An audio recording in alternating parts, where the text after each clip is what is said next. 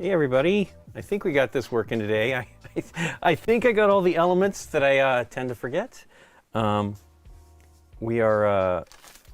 painting a few things today, but we've had a very busy weekend. We filmed our 500th episode, which was, I'm not 100% sure that that's exactly accurate, but we have a geek list on BGG that shows all of our episodes, and there's things in there like the SDJ videos, the discussion videos, and specials like that, and we put them all in there. So essentially it's episode 500, or close enough. It'll probably be coming out next week, I think is correct, or maybe 2 weeks after that, I don't remember. Wait, no, this last week was 498. This one will be 499. So yeah, next week during the convention, unfortunately, will be our 500th video. I think it's a little bit better than it coming out on Thanksgiving. Although that might be good too, who knows. We might have a longer episode on Thanksgiving, I can't remember. But I've been editing. I had to edit an episode yesterday, which is not common for me because I usually have Derek do that, but we had a long one that needed to get done in addition to the 500th episode, and that was important. And so, I'm happy that we got all that done, and I would have liked Derek to edit that video I did yesterday, but I wasn't that bad. I don't think I can say yet, just because who knows, you never know if something goes wrong. We've had some issues, but we've actually got through them. So last week we put out the Dice Throne missions, Marvel Dice Throne missions, which was actually really great. And it turned out really well, so I was very happy about that. And we had a good time. And Deborah, who had actually played the Adventures, Dice Throne Adventures originally, so she played it on neither Nikki, Dave, or myself had played that, but we'd played the other game, and Deborah hadn't played the regular game, but she played the missions. So that was pretty awesome. So she had the experience from that to help us, because it's not released yet. It's a Kickstarter, and we just agreed to do it because actually I think I'm sure at the end of the video for the first time we played through last year, so we put that one out last year in September. I said I'm hoping they'll put out the Adventures version of that game, and they did, so it's awesome. Hey, thanks Scott. 500, can you believe it? I'm really glad that he actually suggested that we do Game Night. I mean, we named it. Nikki, I think, actually was the one that named it. Maybe, I think so though. But we didn't realize that we actually borrowed it from Rich. Had a show on G4 maybe or something. He had Rich Summer had a show that had that, and when we told him that we had taken it, he's like, I don't know that he named it that, is really what it comes down to. He didn't remember that, so we didn't feel as bad because we had forgotten, but it was like perfect, like the perfect name, and of course everything's been out there. A G4 segment, there you go.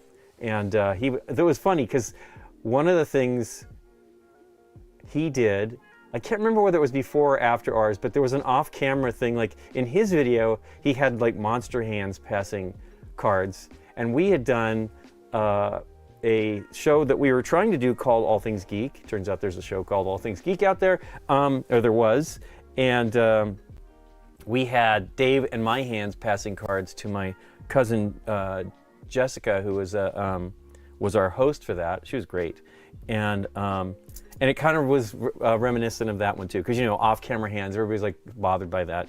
But it was fun, and it's too bad that didn't work out because that was a good thing. It was a different kind of a show. It was more of we were featuring things that were important at the time. Like I believe at the time, Seven Wonders had won the Kennerspiel. It might have been even in the first Kennerspiel, and we covered that game, and we also covered Quicks. No, boy, I can't remember the name. Scott might remember. What is that game called? It's not Quicks. Anyway, Quirkle. There we go. And we covered that one. So those were two like games that had been nominated. I don't know what else we did. I haven't watched that video. It's still on YouTube. It's got a lot of views. And we did all kinds of crazy camera work. We had a crane, like a small crane that we managed. And Dave and I were really having fun. He was really helpful on that because, you know, I had zero experience doing any of that stuff, and so we did a pretty good job of like having some cool cuts and everything. Like it was the beginning of us using Premiere, I believe. I think I edited that one with my brother helping me with a little bit of that stuff, and Scott totally helping me because he was very good about digging in on that stuff. And then when we started to do GameNight, that was multi-camera. And believe me, that would not have happened without Scott because I had zero idea how that worked. And I mean, you know, obviously I can do a pretty good job of digging in and figuring out how to get things done. But like he really got me over that hurdle because that program is very, it's a steep learning curve. And then once you get going, it's doable. But I'll tell you, I edited yesterday and I had forgotten things in just the short time it had been since I'd edited recently, because there's a lot of elements that you have to remember, and we are also having troubles with the software where it does not work in the most recent edition, actually the last few versions. So we're on 24 now, 24.01 maybe or something like that.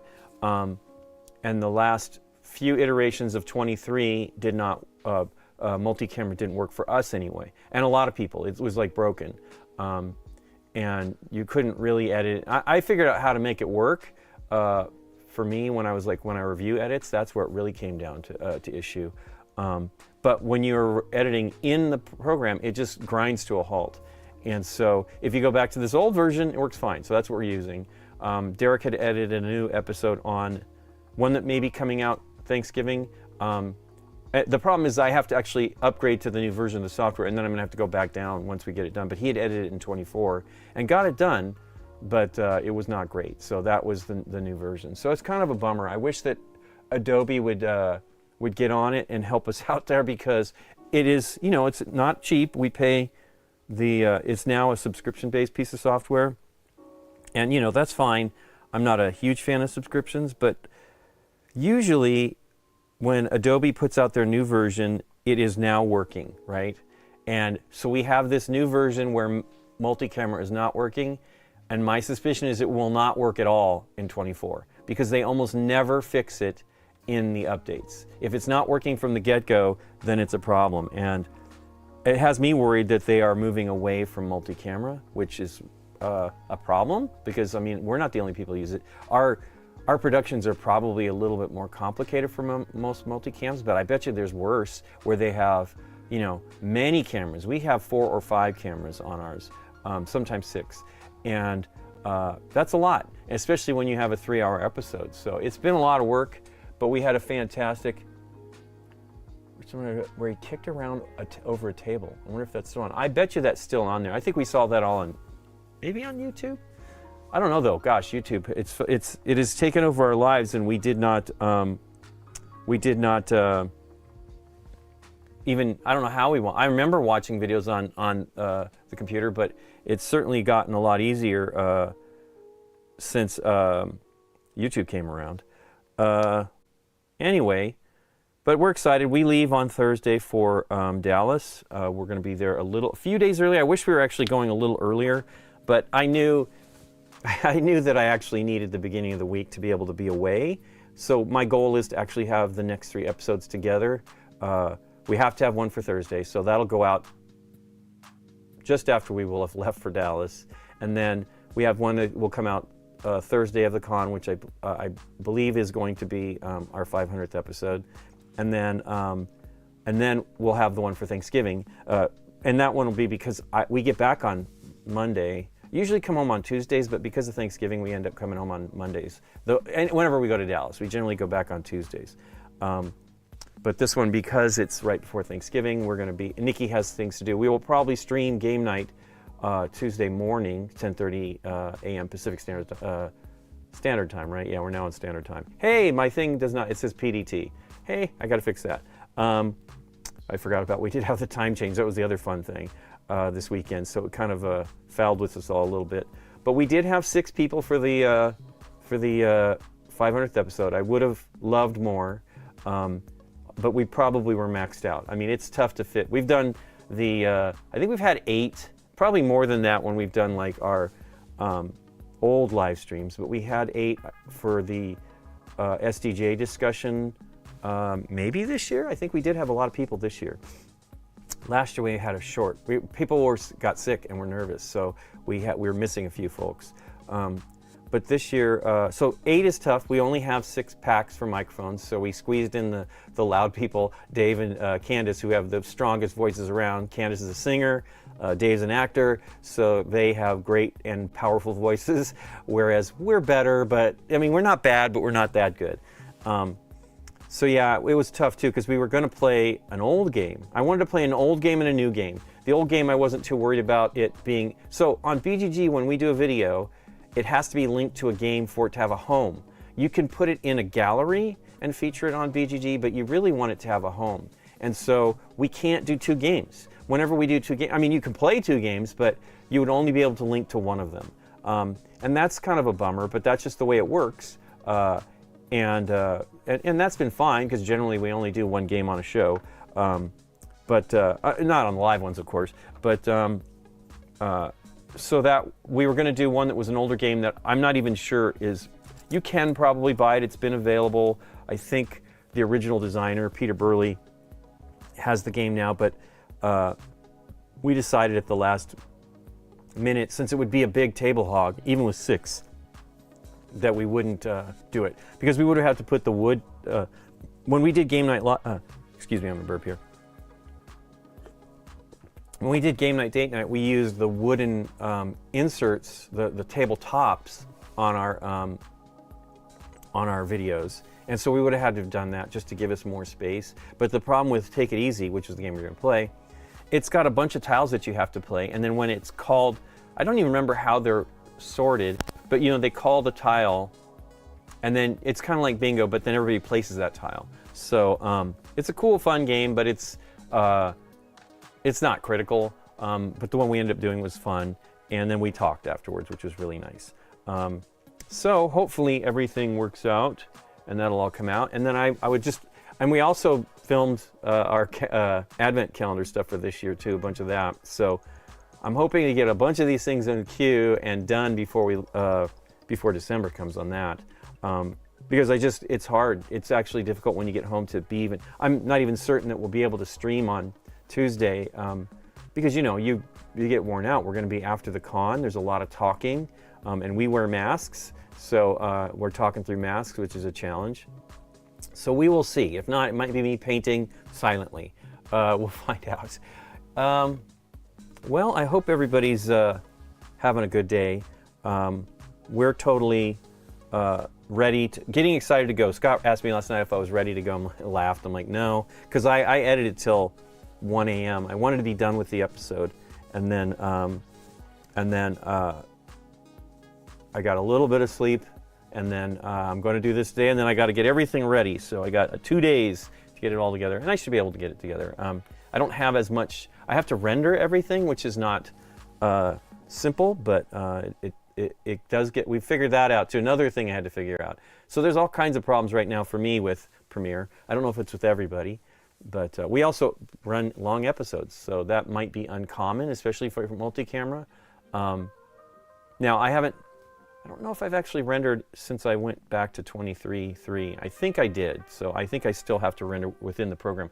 Adobe has a program called Adobe Media Encoder, and I like to use it because you can queue things. It does shorter stuff, so it should work for the Advent calendar stuff for this year. But yeah, we did that differently too than last year. It's kind of a bummer. So Aaron didn't make it to the episode for the 500th, which is a real bummer. I meant to actually say all that. And I think I didn't even mention him first, which is a real bummer, because I was hoping we could get Aaron. Deborah was actually borrowing games from us for Thanksgiving, and we thought he might have one, so I wrote him during all that, and we were like saying we missed him and stuff. But we also didn't have, Aaron has a new job, and he's working for the election council here in Los Angeles. And we also wanted to have Mark Johnson, who'd been in many episodes, and Candace, and both of them were in San Diego for a historical gaming con, which sounds like fun. And I can't remember, we had there was also maybe a surprise that was going to happen, and that didn't happen either. So it's tough. Everybody's pretty busy nowadays. So it was very good that we actually had Deborah. She was supposed to be here for another game that we filmed that will be this week's episode, and she couldn't come because there was a COVID scare. She had gone to a wedding, and someone close to her tested positive, and so she was kind of freaked out. And Nikki and I are worried too. We don't want our parents to get sick, or ourselves, but especially our parents. And Dave is exactly the same. He's very, very concerned. We've all, Deborah, Nikki, Dave, and myself have not gotten COVID, amazingly enough. And so it's really it comes down to I didn't actually, during the pandemic, I had traveled a bunch just before the lockdown, and I didn't see my mom for nearly 2 months because we didn't know what was going on.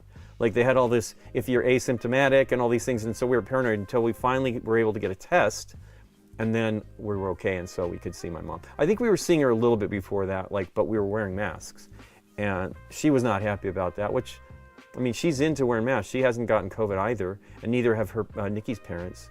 So it was just a weird, we've been able to make it through, but goodness gracious, I don't know if it's possible to keep it going. So today I'm going to paint, let me cut to the table.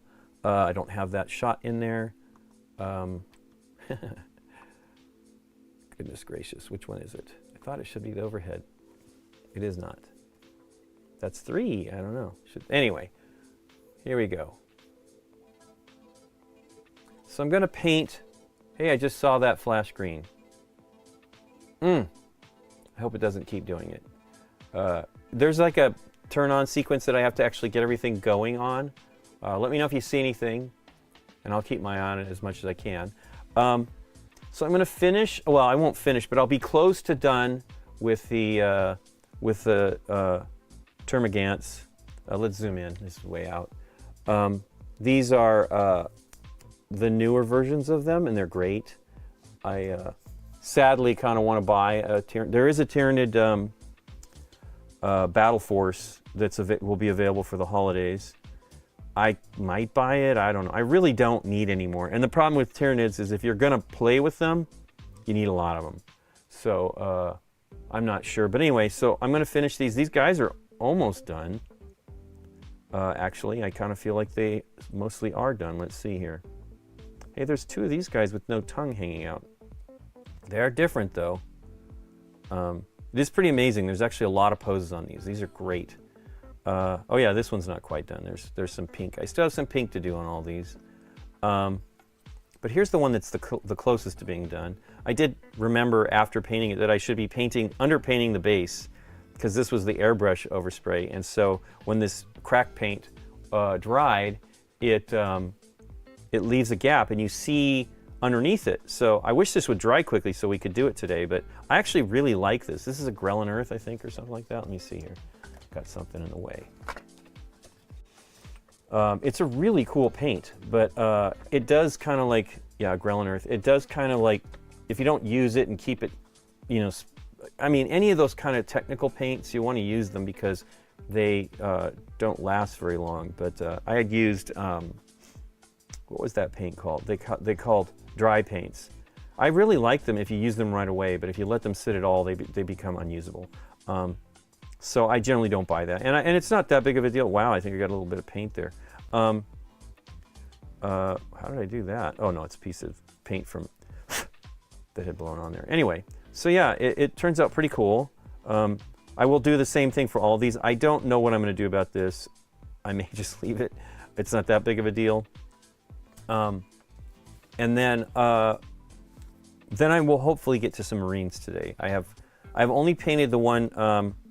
Man, I never remember his name, and I keep looking at it. I need to get this in my brain. Lieutenant Titus. I only painted Lieutenant Titus that's from the Space Marine, the board game base box, and he's really cool. He's got a really dynamic pose. A lot of people tease about the leaping off of a point, which they do a lot of. He doesn't have a jetpack, but that's often what they do on jetpacks.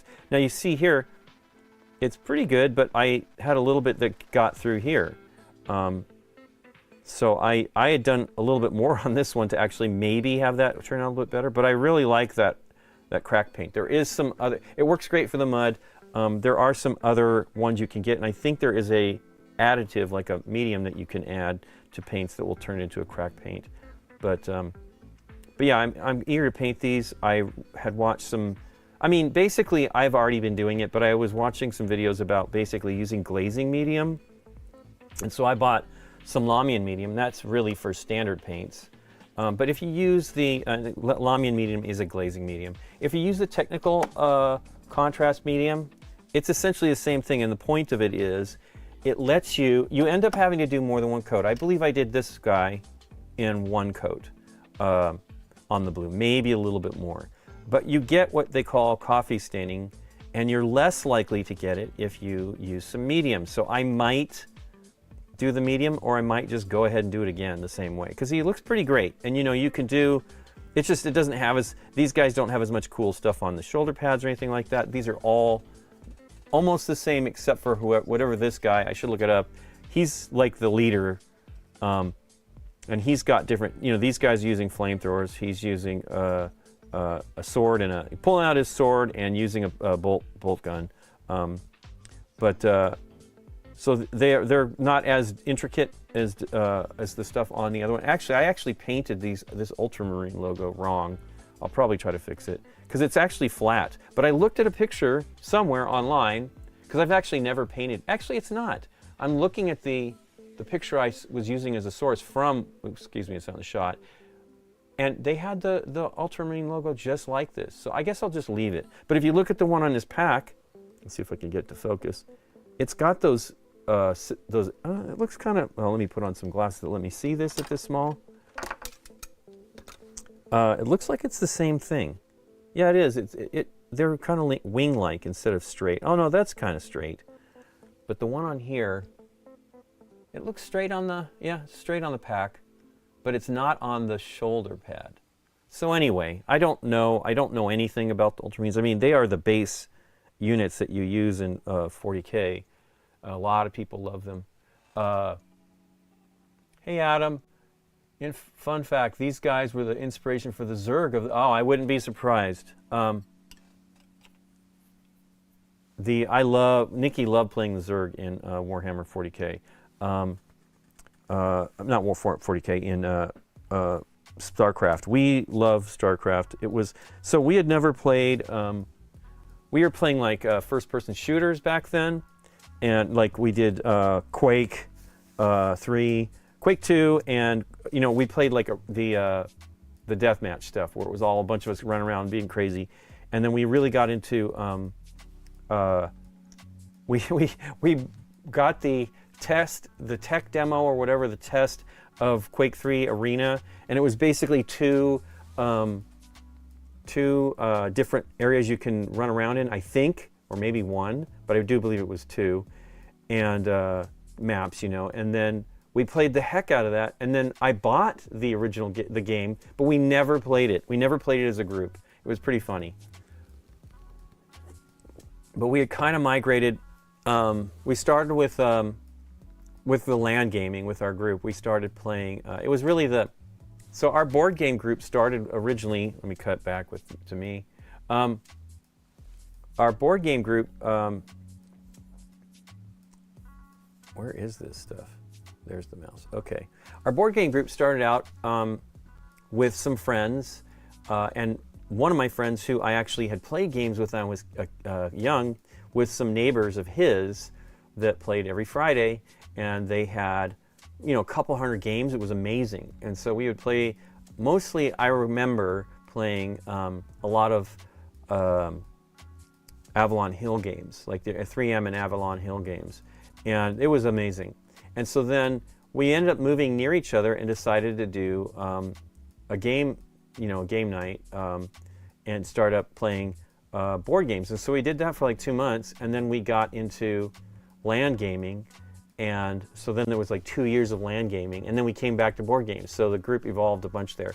But we played, I think, Age of Empires, Age of Kings, Age of Empires was the first ones we were playing. So I think we played like the really first game for like a week or two before Age of Empires 2, I think, which is called Age of Kings, I think. came out, and then we played the heck out of that, and then we got onto StarCraft and some Warcraft a little bit. I think Warcraft 3, is that right? I can't remember. That one was not my favorite. I really like StarCraft, still do, and we occasionally will come back to it. We actually, for my brother's birthday a little while back, it was a while ago now, we got everybody back together and played again, and it was really fun. And it was really fun. I think we even had some people come in from remote play. And then we got back to board games. So we still play a little bit, and I have purchased, like actually Nikki and I were watching the new series Crapopolis, and the, thematically, and like there's like an Age of Gods or something like that, that we played a little bit of. But the music and everything reminds us of the game, so we're kind of wanting to get back into playing it a little bit. So we generally end up playing it around Christmas time when we have a little bit more time. Anyway, so let's get back to painting. Okay. I can always take detours. Lamp, hey, Adam, that's exactly what we did, early 2000s. We had people leaving computers at our house because we played at least once a week, sometimes twice a week, and sometimes more. Like if people had the day off, as soon as I would come home, they might come over and we might play, a few of us playing a game. It was amazing. And I miss it actually a lot. It was really fun. I can't even believe our house electrical handled it because all those computers and those heavy monitors were beasts. One of my friends had a big 19-inch monitor. Hey, thanks for the follow, Super Silver. Thanks so much. I'm painting. I'm going to be painting. I haven't even started yet. I'm going to be painting some of these Tyranids and some hopefully some Space Marines, some Ultramarines. Yeah, so we had such a great time. It was really. I remember, like, we had computers here all the time. We had friends that left. My friend left, I believe it was a 19-inch monitor, and we were like, that's a huge monitor. And it was really great fun, really great fun. It's fun still playing online, but I really enjoyed it. Because we would take a break, we'd order pizza and stuff, and then we'd take a break. And so when we were playing Age of Empires, and maybe StarCraft, I can't remember. I think Age of Kings had like some lag issues if people were running an older computer. And so the guys on their team, after playing forever and struggling, they would tell us where they were hunkered down so we could go and take them out so the game would speed up, which was mean. But yeah, we had a great time. That was really, really fun times.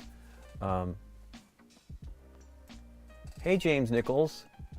Thank you so much. I'm glad you enjoy our channel. We really have fun doing it. We have a video 500th episode coming out soon, and we talk about all this stuff and our appreciation for everybody that is involved with it and everybody that watches. It's really, really wonderful. We have a great time with it. Okay, so let's get some pink and black. I noticed I didn't do any of these, the weapons. I had been using, like, actually I didn't even use black. I think I was using Basilicanum Gray. So this is not shaken up.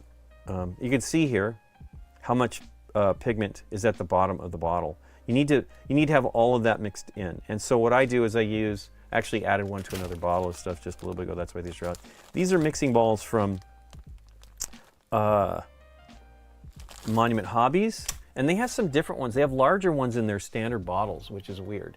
But these are great because, especially for these contrast paints, they're sort of the same radius. You can't see here. Sort of the same radius, so they kind of help get this stuff out. And there's one in here. But I also use a mixing, a vortex mixer. I've had this one for 7 years, and it's been pretty great. It's called Lab Genius. They're not cheap right now. They're over 100. I don't feel they're worth that. Because you could probably get a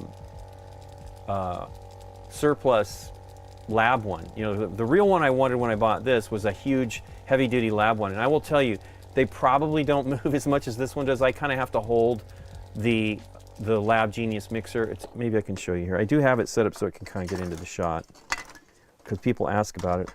And I've seen Ninja uses the same one. I bought this one in early 2017, I think. Showed my friend, and he only just recently got one that was a $40 one or $30-something one, and he said it's pretty good. He's not sure it will last forever. I'm not even sure this will last forever. I'm amazed that this. I'm going to jinx it right now, but I'm amazed that the silicone has worked, because it's thin. But anyway, it mixes your paint, and you can see already it's doing a pretty good job. But you just press it down, and that turns it on, and it really, really helps.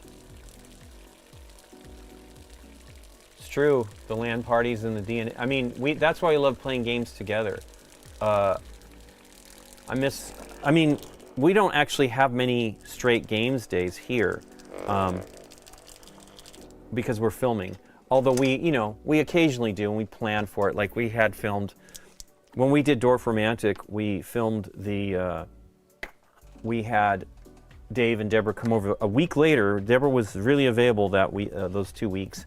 And so we filmed the thing, and after we were done, we played more games that day, and then we came back. She came back the next week, and we filmed a couple more games, and then went right back into playing Dwarf Romantic. We were hoping to play some this weekend, because we shot the Christmas stuff, Advent calendar stuff, before the others came over, and that actually took us more time than we thought. We had a couple of very tough ones, and supposedly, we were playing the easy version of, that game is not too complex, the Advent calendar. We're playing one that's actually 2 years old, but was put into English last year. I don't want to spoil the new ones, so we were playing like it's a beginner one, I believe, but we had a couple things that were a little more challenging and took us a little bit of time. So these contrast paints allow you to put on the paint, and kind of you put them all in. I mean, anybody watching me knows you put them on pretty strongly. You can mix them with some medium to thin them out, which I often do. I actually did that on the purple on these. The few first ones, I think I went strong and painted it straight out of the pot. Generally, I don't always do that. It is tough. So one of the things, some people will paint before they assemble, and I occasionally will do that. I think the number one thing I probably should do that with is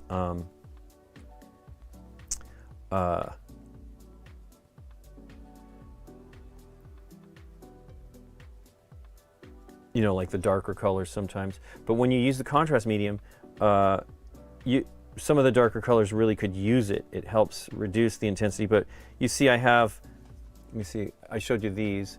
These are primed with the zenithal highlight. I've been doing zenithal for a long time because I do it with airbrush. But last year, which I'm shocked, I thought that it had been around longer than that. A style called it was a made-up name that was fun. Called Slap Chop, is essentially this same thing. You can do it with dry brush, which I've done. I did a few of my Marvel United minis that way. Goodness gracious, my stomach is upset. But I generally airbrush, and I've used it because when you can do it with regular paints too, especially if you have them thinner. So for example, yellows and oranges are tough to cover in one go, and when you have an undercoat, it'll do a bunch of the shading heavy lifting for you by painting on top of it. And that's what this is. It uses these paints that are sort of like inks or shades, but they actually have more body to them, and they're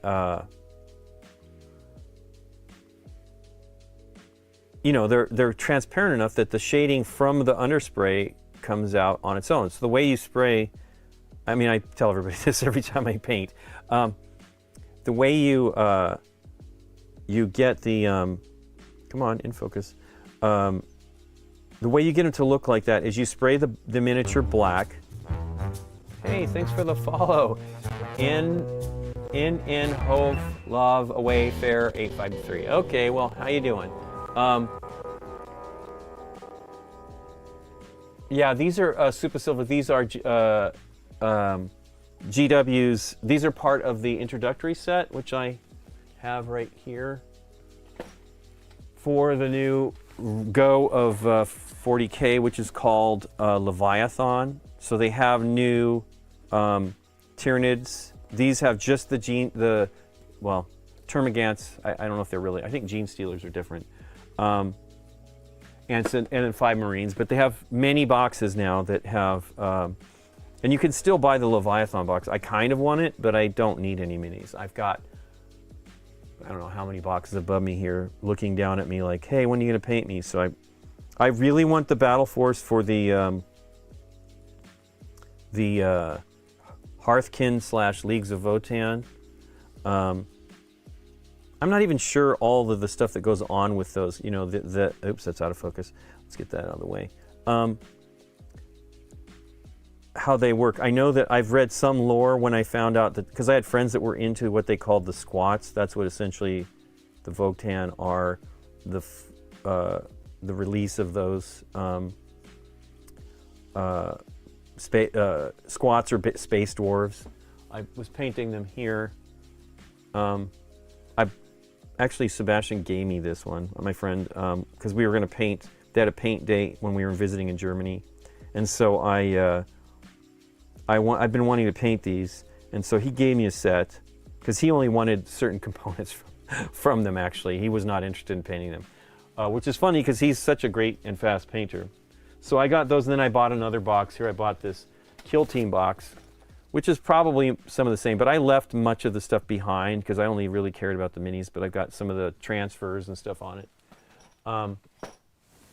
But I want to buy that army box, but the thing is do I need it? I really have tons of miniatures. And, you know, will I get to paint them ever in my lifetime? I don't know. So what I've done here now is I put this on. It actually covered up some of my dry brushing, which is fine. I'll put some more dry brushing on these talons. But that looks pretty good. Let's see what else. Is there any other black that I'm missing here? And again, I don't actually generally use black. I use the gray. I mean, I have blacks, and there's some really good ones, but I sort of, for whatever reason, only occasionally do I ever want something as black as black would be. You know what I mean? Like, it's very strong. I like this Basilicanum gray a lot. It looks more like leather for me. And then, again, that's just me. I did not paint the pink on here yet. I really do want to get to the Space Marines. I do 3D printing, and I have some 3D printed minis, but I have not, I don't think I've filmed anything. I did do, I did one, I don't think they're right here. They're around here somewhere. Here's one. I painted, did these are 3D printed from, see, it's splitting. This is the problem. So unless you can get this cured properly, and that's my biggest issue, is like, these are hollow, so this one's okay, but it will probably split too. I was actually making one for Scott. This is, somebody made this for the game Under Falling Skies, I think is the name of it. It's a Czech Games edition. And so I was, painting the different colors. It's kind of like Close Encounters or something like that. And I love painting. Hey, wow, Tiny Fire, I missed your subscription. I guess it's happening now, but I don't hear it. Interesting. Well, thank you so much for this resubscription and the support. Wonder what happened there. I didn't hear it at all. Oh, there we go. Delay. Thanks so much for the support. I wonder why the audio delayed. Anyway, we use a thing called Stream Elements, and it's okay, but it doesn't always deliver, and so clearly it's not delivering then. I will say this silly mat. I love this mat beneath here. I bought this. They don't even sell it anymore at GW. And it catches the focus, so I basically probably need a dark mat that doesn't have any detail on it. But I like this mat because it has protected me from spills. It's got all kinds of, it's a recessed here beneath this, and it will stop spills from going too far. I generally I'm doing better at not spilling. These contrast paints are very, very easily spilled, and I use these 3 pot holders that GW makes, and they're great. And I also have some 3D printed ones here. But it's good. I mean, I've definitely saved myself a few times from spilling it everywhere with that. It's interesting. So yeah, these are definitely, I feel, so these might have inspired I mean, I feel really they're all inspired by Alien, right? Or Aliens. Adam was talking about that. Because definitely Aliens is before all this stuff. But I love, I mean, you know, they all, the problem is it's, you know, they've come up with their own lore for these, so it doesn't really matter.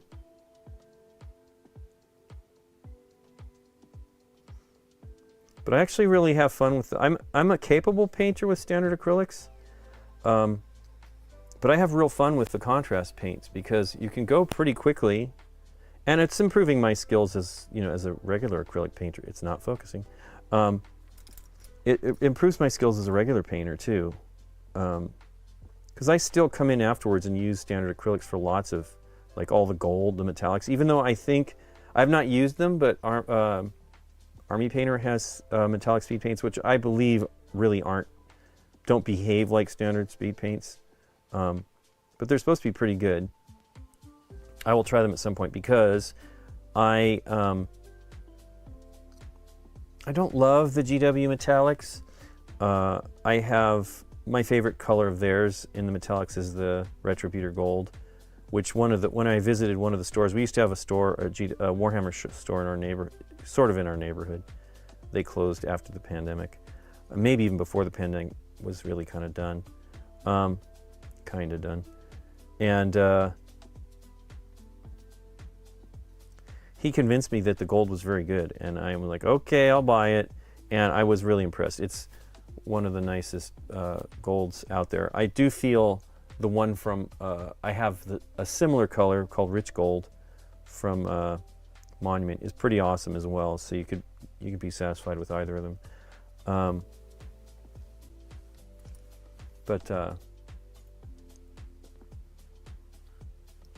You could go crazy on it all. Yeah, see, this guy's got his tongue sticking out. Hey, so there's like a little, so they call these, what do they call these weapons? Flesh borers. They've got like little spikies and stuff poking out of them. I paint those black. I'm basing most of my paint stuff on the GW. I don't really sweat it too much, like thinking about, now I did do these. The orange is like a thing that they like to do. This is, I feel that this color would be similar to the Griff Charge orange. Griffhound, is that what it is? Griffhound? Yeah, Griffhound orange. This one is the gold, it's called, I did get a bottle of it. A friend had it. So when we were at that painting thing, Fire Giant Orange from Army Painter Speed Paints. You know, the colors are similar across the line sometimes. And that would do it, but I didn't have the color that I wanted for this. I think I wanted, you know, because they're doing orange. If I showed you that box earlier, they had the orange armor. But I decided to do this blue, which is one of my favorite Games Workshop or Citadel contrast paints called Aethermatic Blue. And so it turned out really cool. So I really liked, sometimes I have no problems, but like if you're going to try to paint a bunch of minis, you can just follow the examples because there's no reason not to. Nick Murphy is painting Tyranids, which he said he regrets. I mean, he loves doing it. But he was having them be like chameleons, that they would change color. So he's painting them in a crazy format that is like mid-change or something like that. I saw a scout, some sort of scout with like a cloak that was transitioning, somebody painted. It was really great. There's like a line of the cloak changing as it's going up the cloak, and I'm like, that is killer. And that was after Nick told me about his, so I was like, hey, Maybe that's what his looks like. I have not actually seen his yet. So Nick we're going to try to do a paint stream and then film playing this introductory box. We've never done any 40K stuff. Actually, Games Workshop gave me this box when I was in Germany, saying that they felt it was a good way to get people. Now, so I think this game's fun. I definitely feel it doesn't have, not everybody's going to be into it. You know, it's kind of intricate, you know. The one I kind of wanted to do was Warhammer Underworlds. I've wanted to do that one for ages, but we never got to it. And I never had, I mean, I do have war bands done for that stuff. I have the first box with the Stormcast Eternals and the Night Haunt done, and we could do that, but you know, that's already long gone. I don't know what they said, something like 8th season or something like that on the newest one that came out. And I stopped buying them. I mean, I have too many. That's why I stopped buying them, even though I regret, I mean, you know, my friend Sebastian has been buying all of them, and he gets it. And I want them, but I just don't need any more minis. And they always have, you know, I've really kind of stopped buying them, even though there are some war bands that I would really like to have. But it's too late. If you don't get them while they're available, you're going to pay a lot of money after the fact. And that was really kind of the thing for me, is generally what I thought was wonderful about Underworlds is it was an affordable way to get in. And it sort of still is, but now it's like $40-something in the US to buy a war band. And the main box is $95. I mean, there's a lot of play in there. I'm sure it's not really a big deal and it's worth going for it, but I just was like, I really don't need any more, and I should calm down. And that's why I'm probably not going to buy the Leagues of Votan. I might. I really do want to have one, some of them. I wanted to paint some of the vehicles. They remind me a bit of the Tau, which is an army that hasn't even really been updated since it came out. And that was 20 years ago, 22 years ago, something like that. I mean, I have the original, I'm looking up right now, I have the original Battle Force or Army box, so I can't remember what they called them back in the day, of that when it came out. And I don't think I painted anything from those. I might have done a few things. I always want to try everything on that stuff, but I just didn't get to it. So this is the last one of black that I need to do, theoretically. Have you ever considered streaming a 40K battle? Maybe. I mean, this is Adam again on YouTube.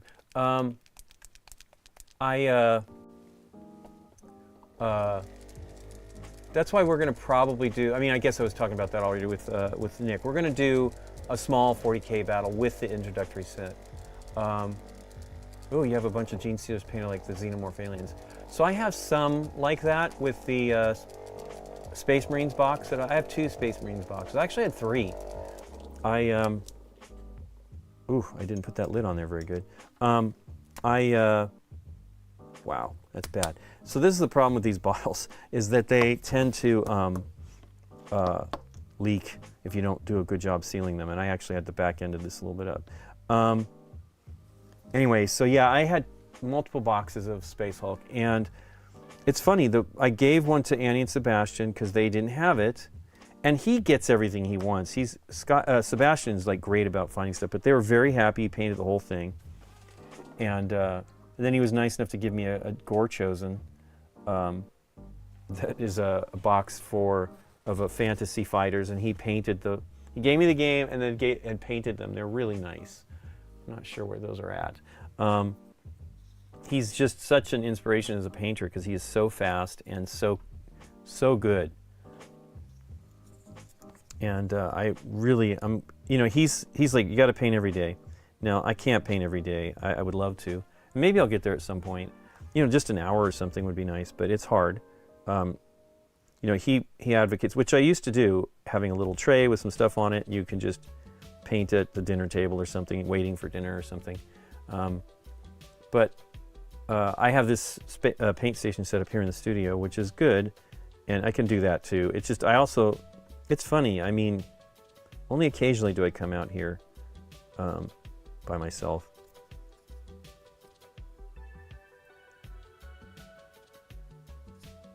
But yeah, I don't, you know, you get to, as you get good as a painter, and you feel more proficient, you can increase the amount of detail and things like that you do on your miniatures. But I don't feel you have to go crazy with these with this contrast paint stuff.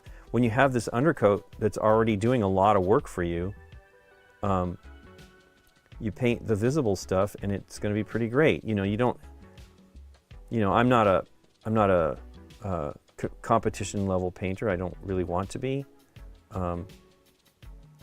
I couldn't even imagine spending like a month or something on a single miniature. I mean, you know, obviously when they're doing them, they're much more complex. And Adam Smasher, the tabletop minions, he actually competed. First time ever he competed, and he won. He's a great painter. He does not give himself credit, because he's different, more laid back style, but he's very good. Now that one he was trying to paint it at a competition level, and it took him a tremendous amount of time. And he's a great painter, so I'm already terrified of the idea of doing something like that, just by the amount of time. Plus, I don't even know that we have any. I wouldn't travel probably to Adepticon or maybe the Vegas one.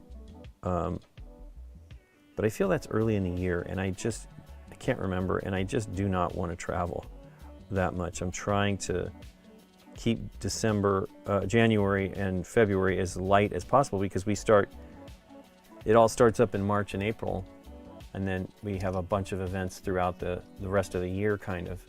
And so I'm avoiding that if at all possible. Okay, well those 4 are done. Actually, it's a little bit more than 4, because I guess I missed some. Well, he's done.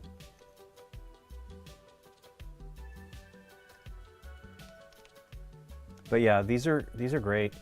So that one's sort of done, but I didn't finish. The gun is not there, but the pink is done. Let me look at these things here. Done-ish. No pink. Done-ish. Got the pink on there and the black, but I do need to do some wear on those. That one's really done. Oh, of course, that one has the base. Okay, so I don't need the black anymore. Seal that as best as I can. Sebastian was, I was giving him slack because, you know, he was opening, I don't know, he opened new bottles and was having dried up stuff in them. So he's actually decanted everything into bottles. And I believe he said he bought these bottles, specifically the new Vallejo bottles. If that's true, I'm jealous, because that's what I would like to have. I don't have any of those paints. I used, actually on these miniatures here, I used one of the new Express colors. That's the speed paints from Vallejo, and this was called Starship Gray, I think.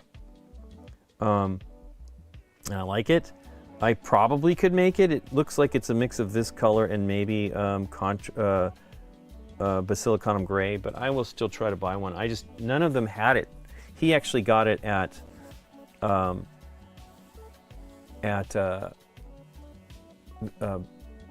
Spiel. He got it at Spiel, and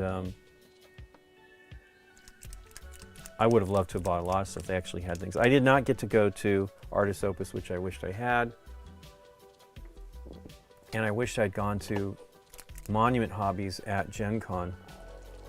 We have a store in the area, sort of near us, that sells Monument and Vallejo and things like that, but they don't have everything. They do pretty well on the Monument stuff, but most of the Monument stuff I bought in store, I bought in Dallas. They have a store near the hospital. Gosh, what was the name of that hospital? Anyway, called Common Ground. Fantastic store. I wish we had something of that level here in LA. We may, but not near us. It is a great store, and they have paint from Army Painter and Monument and GW, and maybe even maybe even Vallejo. They have it all.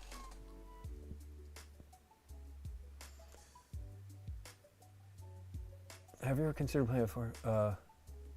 Or a game of Kill Team? Yeah, so I have Kill Team. I'm sorry I missed that part, Adam.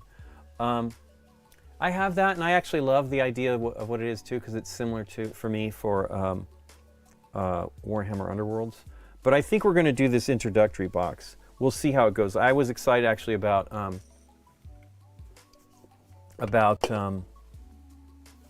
Space Marine, the board game, but they were saying it's pretty good, but it's more. It really is just 40K, so it's not, or 40,000. It's not really what you want. It was number one on the hotness there for a little while, which was exciting. And you know they've just changed their website. I was shocked. So I had a meeting with them at Spiel, and it was great to talk to them. And they asked some questions about stuff and opinions, and I was like, well, I think you should do this and that. But you know they know what they're doing. But the new website's crazy. It's like lots of things broken. You can't see any of like the 3D rotations, which I can't, you know, like of the model that they do, which I'm even confused. Like obviously maybe that element of it is not working, but you know, it's strange to be doing. I saw somebody saying it was just the worst time of the year to be doing it, and I have to agree. Like, because the holidays are here, and they don't even have, I guess they don't even have their gift certificates working. The system isn't like transferred over to the new website. So they've gotten rid of gamesworkshop.com. I mean, you can still go to that, but it will take you to the new Warhammer website. And I feel it looks pretty good. I'm not a web designer, but I liked it, but I was disappointed like how little it worked. And I know a lot of people are bothered by the fact that Forge World is gone. It really isn't gone, and I think they're actually making the right choice because what they're doing is they're just bringing the awareness of those advanced minis to a larger audience. Hey, B Tempor Marina Samoylova, thanks for the follow. I'm working on the what's the plan for the bases? Adam, I think I'm going to do a little bit like this stuff that I've been working on. So it's going to be like I mean, although I feel like the Tyranid would already be gone if a planet was already like a desert, but maybe there's still some genetic material that they want. But I will put some more things on it and tufts of grass. I actually have some tufts of grass somewhere, but I don't have the extent of what I should. That was another thing I wish I would have done at Spiel. There was a couple of vendors that had some fantastic grass tufts. Because there was like an AK Interactive. Hey, thanks for the follow, Critical 06. Sounds like we're having audio problems though. Wonder what's going on. Sorry about that weird sound, but thank you so much for the follow. They had some vendors, and I think AK Interactive was near there, and they had a bunch of. Because Vallejo and so what they did at Spiel this year is they grouped similar companies. So this was in Hall 1, and they had Vallejo and AK Interactive and some other stuff nearby there. And I just had a time. I actually met Sebastian there a few times. And so I didn't really get to look around. And I was looking at the paints. I didn't realize they had more Vallejos. So Vallejo had their initial run was only like 24 or 30 some paints for their express color. I didn't know they had new ones coming. So I was trying to find the one that Sebastian had, that Starship Gray or whatever. And the reason why I couldn't find it is it's not available yet in the US. It's, you know, they're just getting available. I was like, am I crazy? Because they actually have another one called Space Gray. I'm like, did they call it different in the United States? And then I found out that they have new stuff. And one of the colors we actually looked at was maybe to try to be this orange that I was using, the Fire Giant orange. And we couldn't, I wasn't certain how good that looked. And I'm not even, I watched a video, Juan Hidalgo maybe, and he was talking about them, and you know that it was a weird video because he shows everything wet. Like, well, this doesn't represent what's going on with these. Wow. Thanks for the follow, Necromancer 69420. He was showing everything wet, and I'm like, you need to see what these things look like dry, because, and you know, like the black ultimate, he has a picture online that you can look at high resolution of the stuff, and the black is kind of still gray, but the orange wasn't what I thought this orange looked like. The stuff from, and I feel like I need to try the Gryph-hound orange, because I always forget about that one, because I didn't have it from the get-go. I had the Ironed in Yellow, which is it is kind of an orange and a yellow. When it's straight, it's kind of orange, and when you use some contrast medium, it becomes a yellow.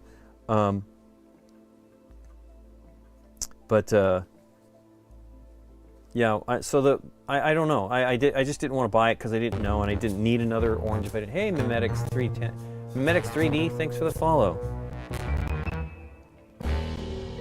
I'm working on these Tyranids, Termagants from the Introductory Box. They are all the new style, which is great.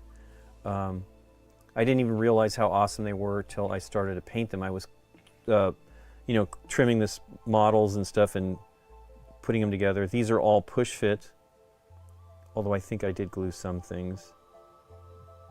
But yeah, I was telling the, I was talking to the community guy that I was from GW, and I said, you guys are in such a great position. You have push fit, you have contrast paints, you know, you have the games, you know, you have fantastic models, but they need, I feel they need a game that would really be inviting to people. You know, not everybody wants to do battle, but I think, you know, people love D&D, and Warhammer Quest is sort of that. You know, like a dungeon crawl type of a thing, which is fantastic. They just need something, you know, it's just, it sucks because I think, for me, I love the sci-fi stuff. I'm really into 40K. I appreciate the Sigmar stuff and have things from that, but I feel the best thing to draw more people in would be to be like, well, I mean, you know, they actually have a Warhammer Quest that is, Blackstone Fortress is the sci-fi one. I just feel you need to have different types of characters. You know, Necromunda has female characters. I think they need to try to focus on getting some, bringing more female people in, you know, women into the hobby. I mean, it's, you know, there are plenty of women doing things, but, you know, Nikki's not 100%. She loves the ideas of some of those armies. Like, she loved back in the day the vampire counts and the, you know, they have analogs of that stuff now in the game. So there you go. She's like more fantasy. Although she was the Eldar. One of the reasons was that nobody wanted them. So when we got into the hobby, which was a little over 20 years ago, the box was the 3rd edition, and it was Space Marines, which I think were Black Templar at the time, versus the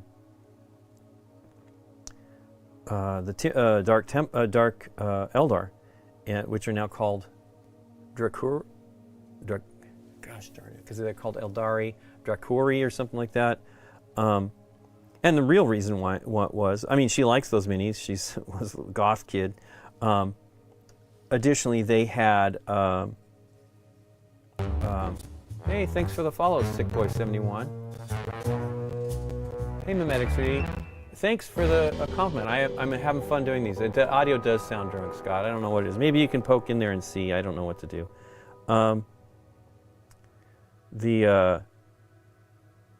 But people didn't want those Dark Eldar. You know, they were in the box. They were buying them for the Marines, and so we got handed a lot of Dark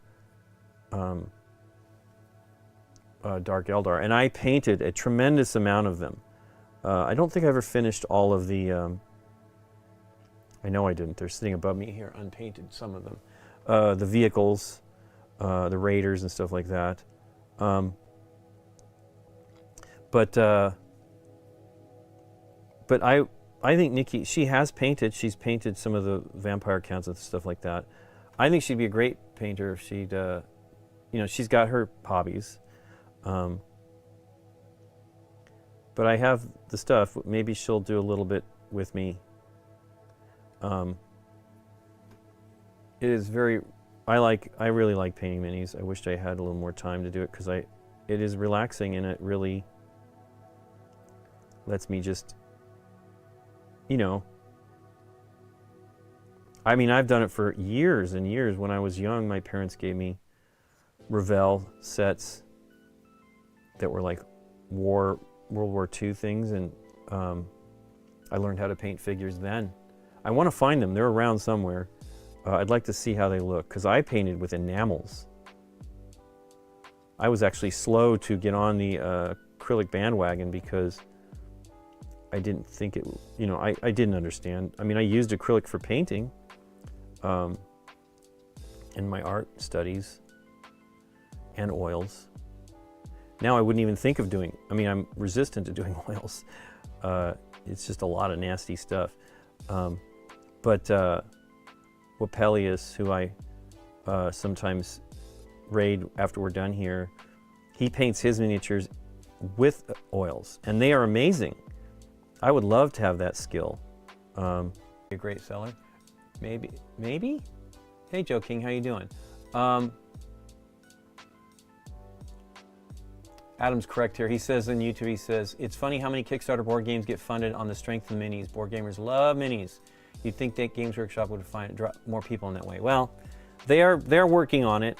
We had some suggestions. You know, my #1 suggestion is make a great game. Not to say that these games aren't fun and good. They're just not. They're not what the audience that get board games really are into. Board gamers. Now, again, I feel Underworlds is fantastic. Rodney did how to play for that back then, and it was fantastic. I mean, as a matter of fact, I believe Sebastian, my friend Sebastian, learned to play the game watching Rodney's video. I think it's a great one, but for whatever reason, it's not 100% what people would be into. And so, and that's cool, you know, I get it. But, because I always felt that was the one, right? Especially when you could get a warband for like $30. $41 or whatever it is now, $42 is a lot. It's not tremendous. I mean, things have gone up. They're using oil. It's got to get here. You know, it's made in the UK. UK is not inexpensive to manufacture in. Things have changed for them as well. You know, they're not part of the EU anymore. A good game, it would probably draw people in. And goodness, if you had a Kickstarter with Games Workshop doing the minis, that thing would go into millions and millions of dollars if they were all new stuff. And you know, they've got the skills now. And I don't know if I think I said push fit was one of the things. I mean, the level of stuff to make it easy. Oh, I didn't even mention the other cool thing. So they showed us the new, which we didn't actually see it. We saw pictures, and they gave us like the book for it. They have like a community set that they do to get kids into the hobby.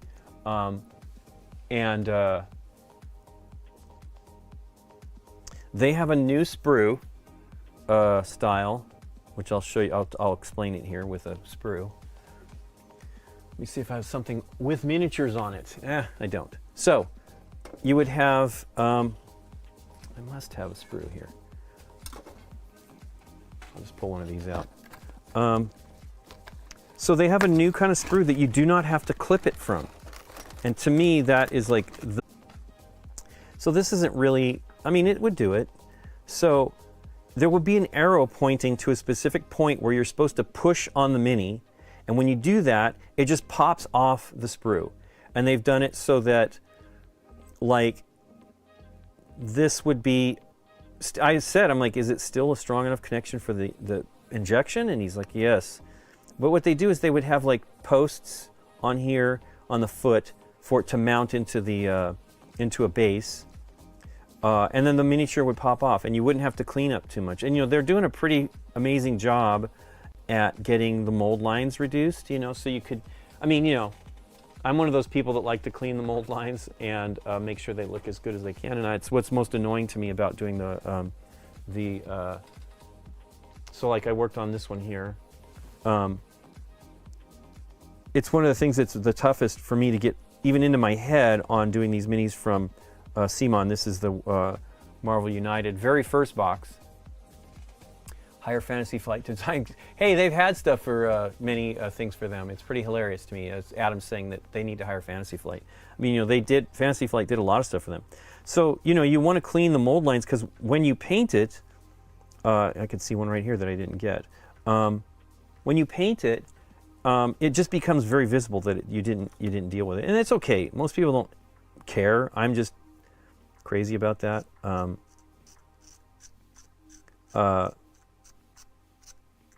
I also feel these are great. These minis are great to get people into to painting. They have huge faces. Compare these, right? Here's a Marine. These are amazing. Now, a Hulk is big, but still, they're pretty amazing. And they are assembled, and that's, for me, the problem. When a miniature's assembled, my brain has it. I've already cleaned the mold lines. Well, guess what? I have not, because they're all over the place. And I worked on this one. And so you can see I still miss stuff. Now, I was doing this in the house where I wouldn't be able to see as clearly as in here. And once you've primed it, you really see it. So, especially with the Zenithal highlight. So what I will end up often doing is just cleaning it and then just painting some gray on it to match it. It only needs to be relatively close for me, at least when you're painting the contrast paints. I feel that it generally gets, it disappears once you've got at least a close enough gray that it will, let's see if this mold cutter.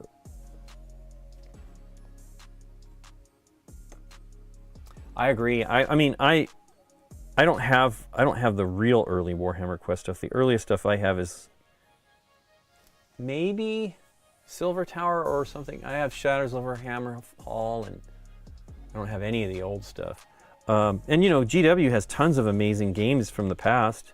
The Fury of Dracula is one of those that's unavailable right now. GW lost the license to do all that stuff, and then it might have even been before that. It went to WizKids did a version of the Fury of Dracula. I think our version is the one from Fantasy Flight. I would like to get the very original one with the. Scott was saying it's the new ones are just it's better. It's more streamlined. That Kevin Wilson worked on it. But yeah, you got to clean the mold lines. I just feel it helps. Now, the start of this conversation with the new ones actually are pretty darn good.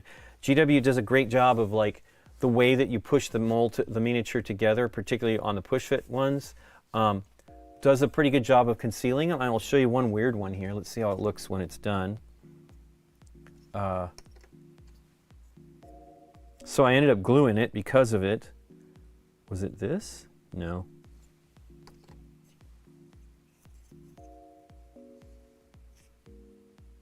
It could be this one. There's one where gosh, it has to be that one of these. I did a pretty good job if that's it. I don't feel that's it though. It's one of these. I think it's the left arm, or the right arm, excuse me. Hey, thanks for the follow, Demido Kos. Thanks so much for the follow. So the deal is the arm had, oh, this is it. The mold was, the mini was, which is weird to me, but it clearly, it was something that determined it. This is all one piece, but this gun is another piece, and it had this portion of the pad separate. You can see it, right? There's an actual shift in it there that you would not do. I actually did a decent job of concealing this. I don't have any fillers right now. What I did is I cut a tiny piece of plastic from this sprue, which I've been keeping it for this type of thing. I actually trimmed the piece off of here and then cut it and then put it in, and I used the Tamiya cement, and then I filed it. So it did a pretty good job. I actually cut it the right thickness and put it in there, and so it looks pretty good. This does not look so great. And it's weird, because generally they do a really good job. Like the hand, I'm not even sure how this works on some of these. Like this part will connect to a hand that's already on the gun. They do a really nice job. Their miniatures are great, and I think people would be surprised to see, you know, every time it's been like this for years now, I'll see somebody doing miniatures, I'm like, wow, they're really doing a great job, they're catching up to GW. Then I would look, because I basically kind of checked out for a little while there, and then I would look at the GW stuff, and I'm like, oh my gosh, this is amazing.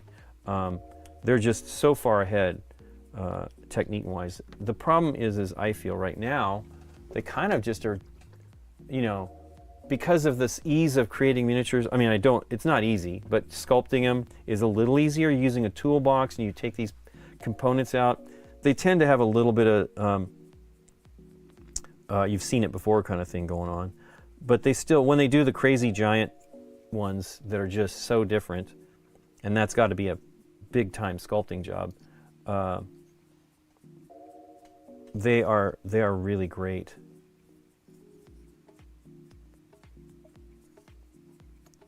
Did I get all the pink here?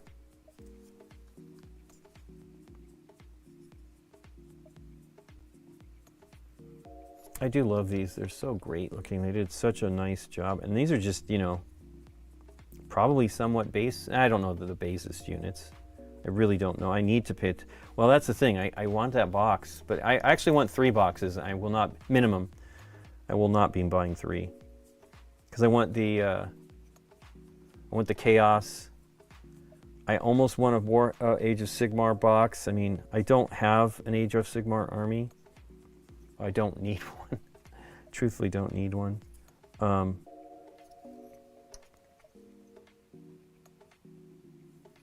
Okay, I think I got most everything. That's the funny thing, is I look at this stuff, and then when you're doing something later, you realize you didn't paint it like that red right there.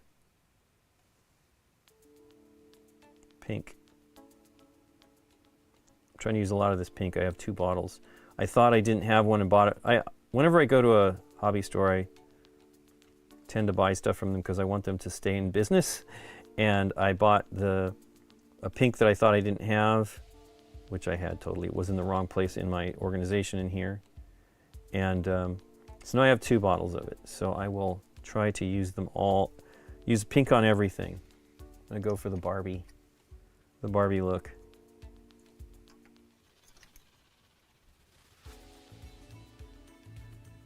Do you think the main screen? Let me just try resetting the main screen. I don't know what the deal is with the RAID stuff though. Let me try it. Let me see. Yeah, it doesn't seem to be working totally smooth. I think what I need to do is unplug over here. I think it's this one. Let's just try a reset. Let me switch to. I think it'll just. Who knows? I'll be right back. Let's go right here. It's funny. There is like as I was saying, there's like a process to setting this up.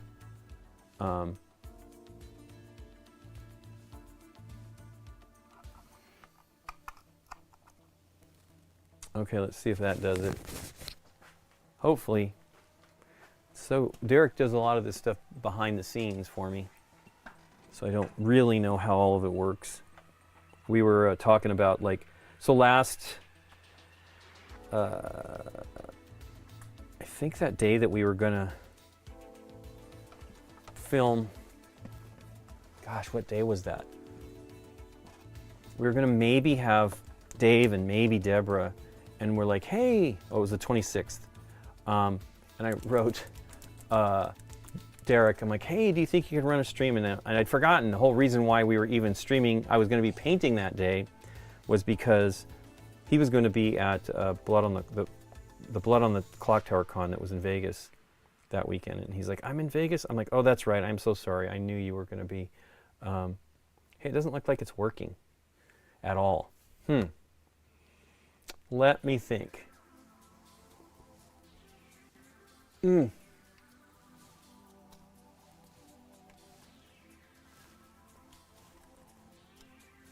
It's weird that the other camera is going no problem there. Well, let me try. Weird. I shouldn't have messed with it. Let me try something else. This is the worst it's been. I usually figure it out. Strange.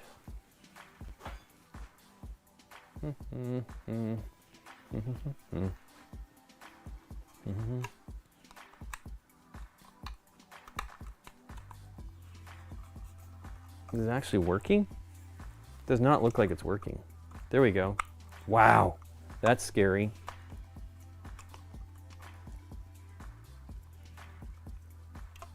Wow. There might be something wrong with that box. It's a total glitch there. It is working though, but not. It's blood red now. Wow, what is going on here? Let me try that again.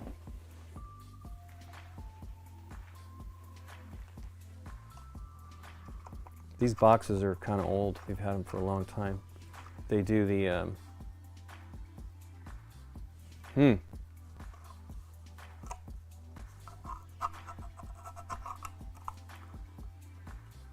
Let's see if that did it. We've been using these for a long time. Yay, okay, well, let's hope that solves it for now, but we maybe need to replace that box. I do think I have another one. Or the connections might be dirty, I don't know. That's the power connector.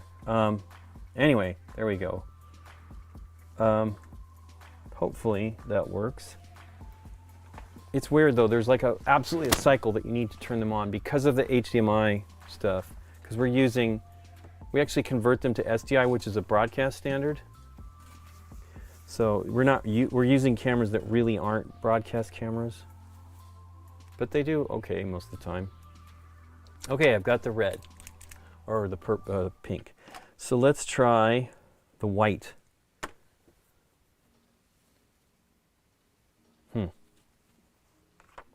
Now the music has stopped. Not that that matters.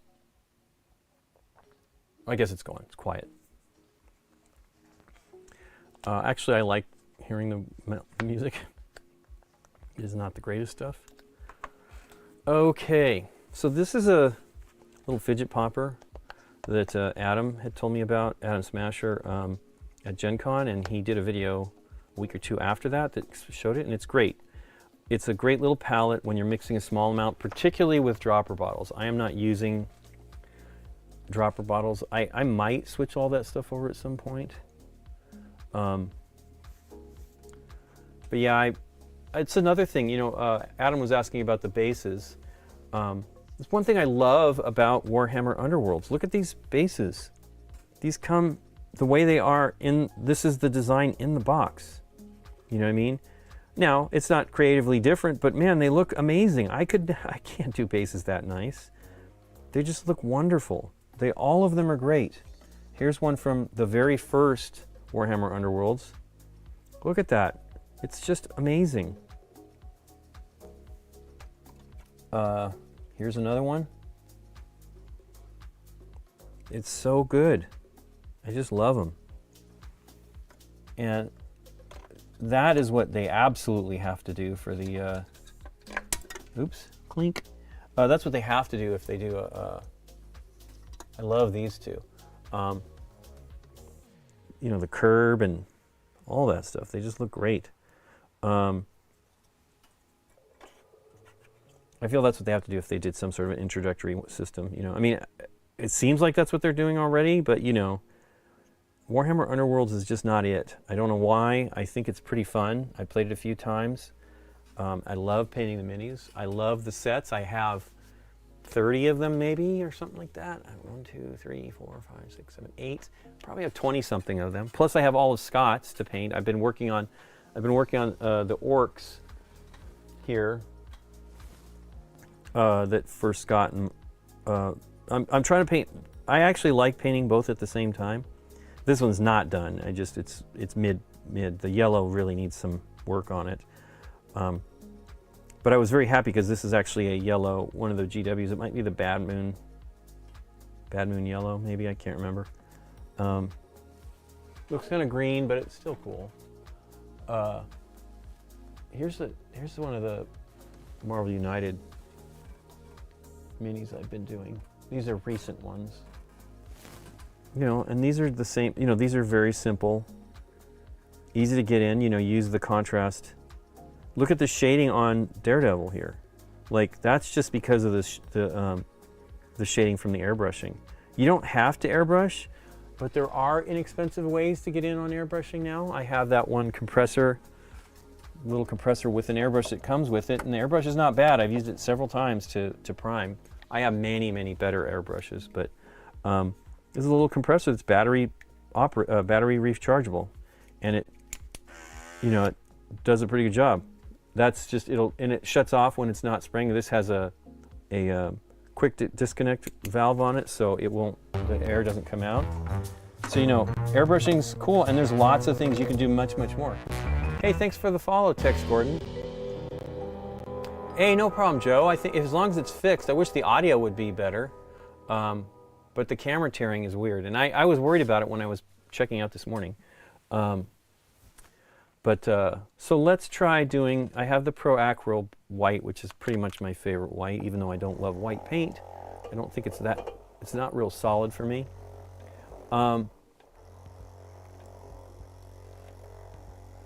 Yeah, I would like to see them put together a fun, I just want them to do, the reason why I feel Warhammer Quest or something along those lines would be good is it is inviting, and you can make your own characters, right? That's part of the fun about D&D, is your own stuff that you can identify with, right? I mean, I have very vivid memories of playing D&D as a preteen, and just loving it and remembering so much stuff. It was just awesome. And I feel Warhammer Quest, if you just balance it so that there's reasons to share in the game, right? Like, part of the thing is, you know, lots of people, especially young kids, they want to win, right? That's the goal, and I get it. But I feel the inviting thing is something that is cooperative, and I do not know what they need to make that work. That's a lot of that stuff.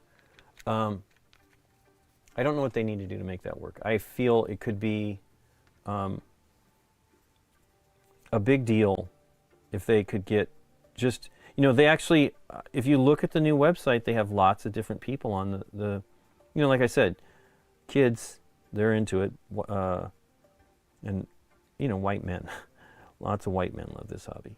And that's cool. I mean, it's great. It's I mean, I was talking to the guy, I was like, you know, you guys don't need to do anything to make money. You already have a pretty great system, but the issue is you just kind of need to figure out how to get new people into it just to keep it alive. And, you know, I know people are afraid of change and stuff like that, but it would be great. I would love to have more people in the hobby. I would probably play the game more if I had. All of our friends that we used to play with, you know, they got their families and they're busy.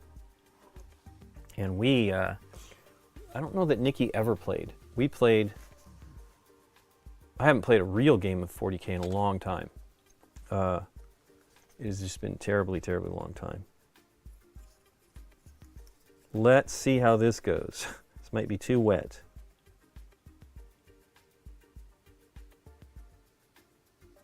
It is a little wet. It's okay.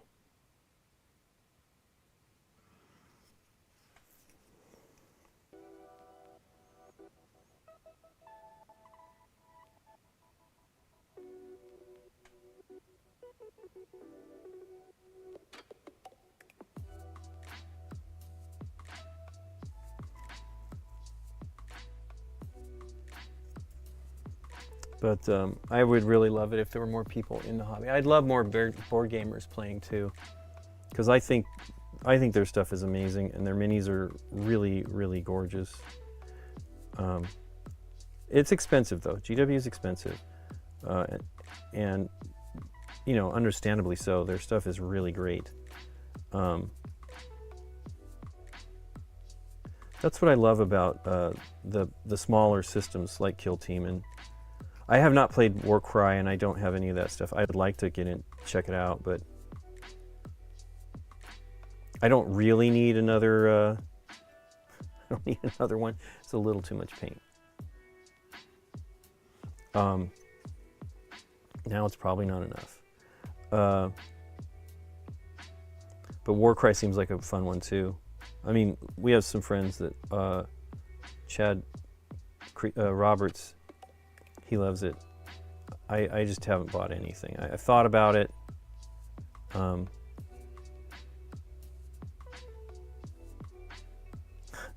little bit too much. It's fine though. I also tend to use a smaller brush, but you can use a larger brush. The point, all you need to do is just make sure you have a good point.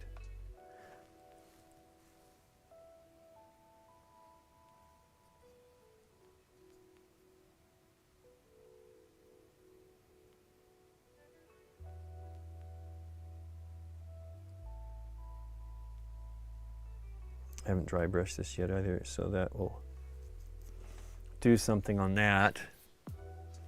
It really is pretty strong there. It's okay.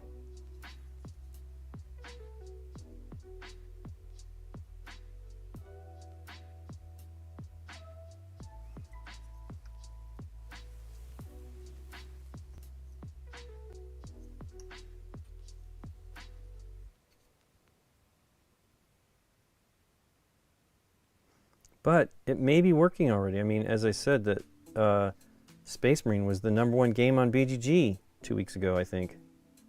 3 weeks ago. And it's still, I think, in the hotness, which is amazing. I have no idea what happened there. Maybe there was just a lot of people. Boy, it's really bad. Hey, thanks for the follow, Anzeloth. The drunk audio. I don't know what that would be. Maybe I need to actually reboot because the other audio is fine. Probably need to reboot Stream Elements or something like that. I have to do that one first anyway when I'm doing stuff.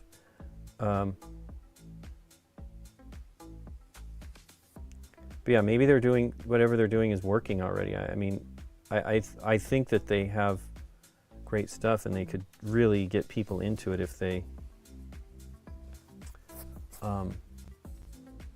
just had the right product, but maybe already doing it.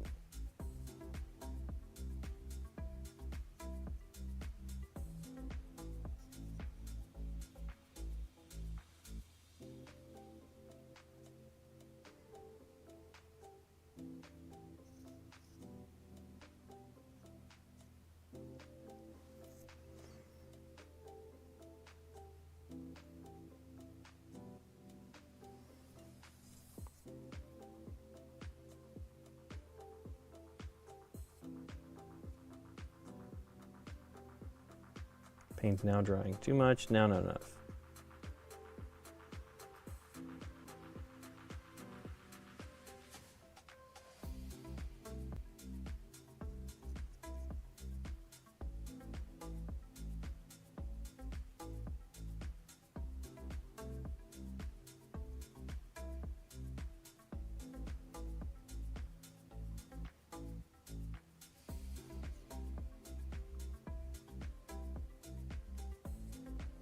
It's interesting, this little bit of terrain that's on this.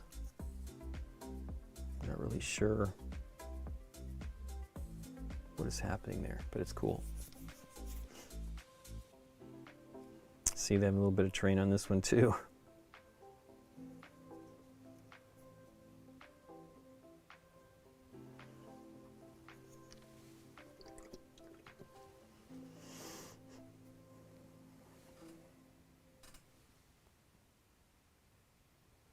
I do have wet palette and I like using it, and I probably should be using it for this paint.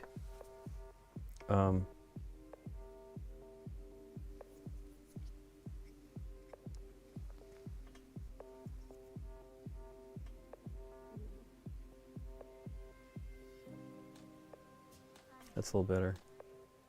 Not quite as intense.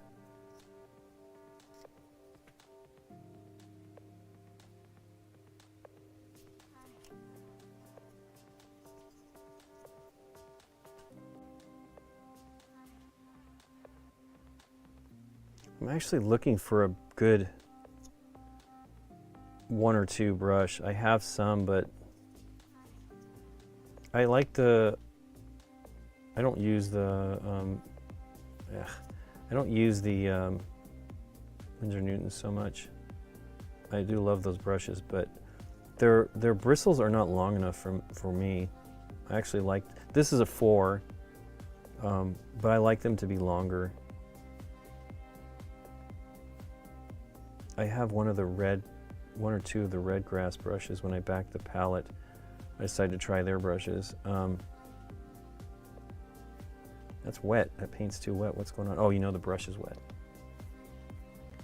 That is what's going on. So the paint is already out. That's how fast it is.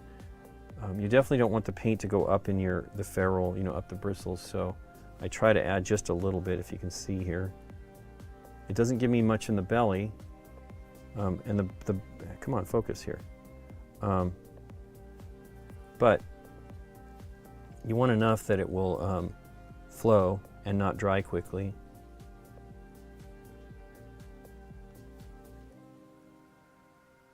That's more like the level, oh, you can't see it. More like the level of the strokes that I want it to look like.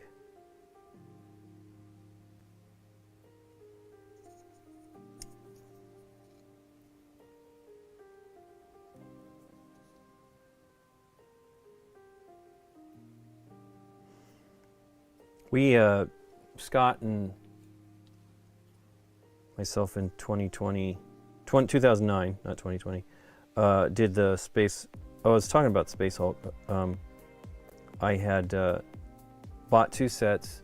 No, I bought 1 set at the time. And Scott was like, it would be great if we had a painted army for the library copy. So I went and I finished the Space Marines I was working on. It's probably still in the library. I hope so. Come on, focus. And then we painted the Gene Stealers as a group. It was me and Scott and Dirk, and it was great.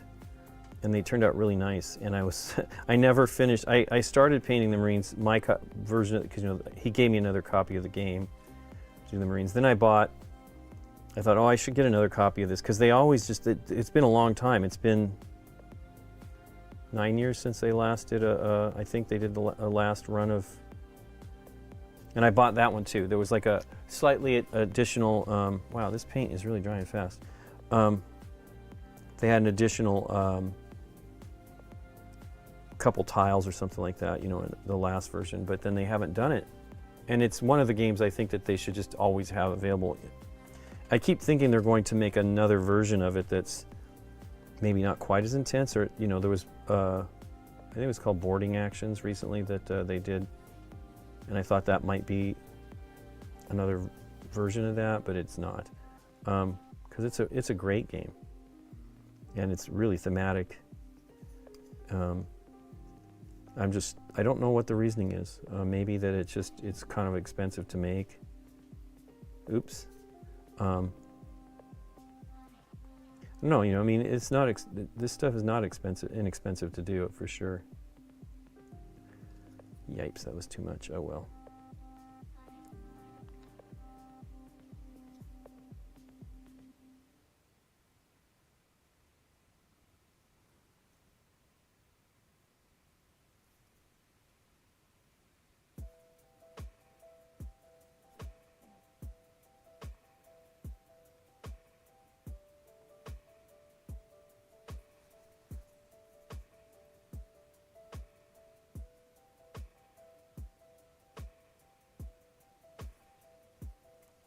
So the dry brushing will probably reduce some of the intensity of this.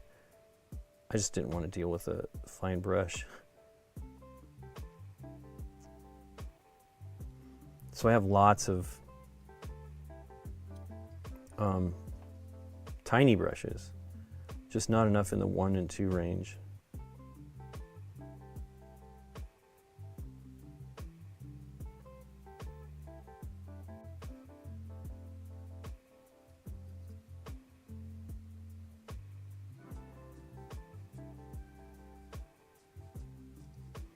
So it's kind of going on now how I like it.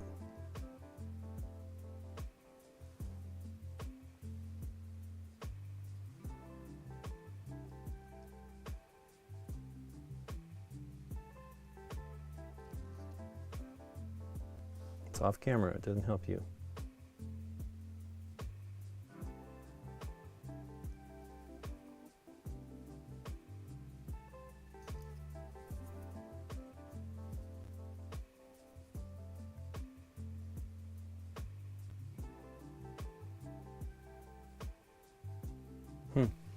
Brush is definitely, this is a fresher brush, but it's not working great.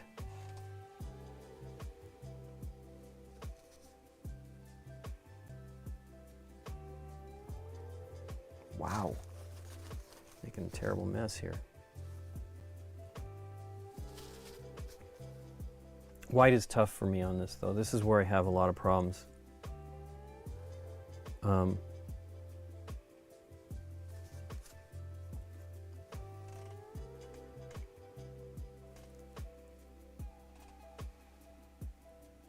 Hi, Marie. Yeah, white is tough. I like how good it looks, but it just is, you know, this is a very good paint, but it definitely dries quickly.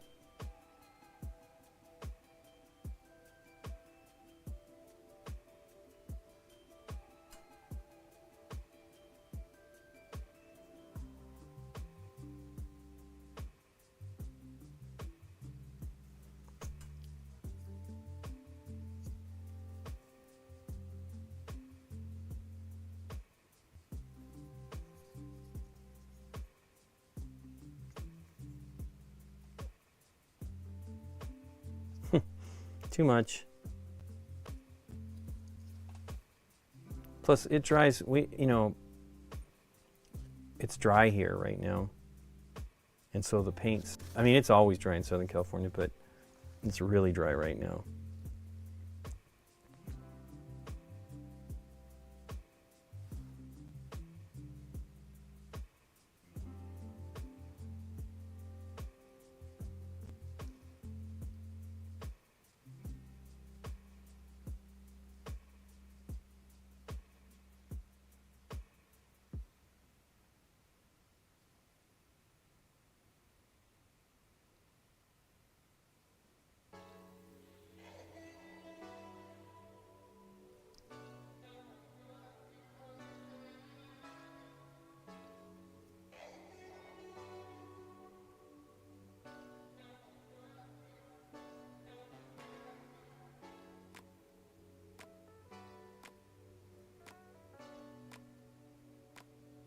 Already dry.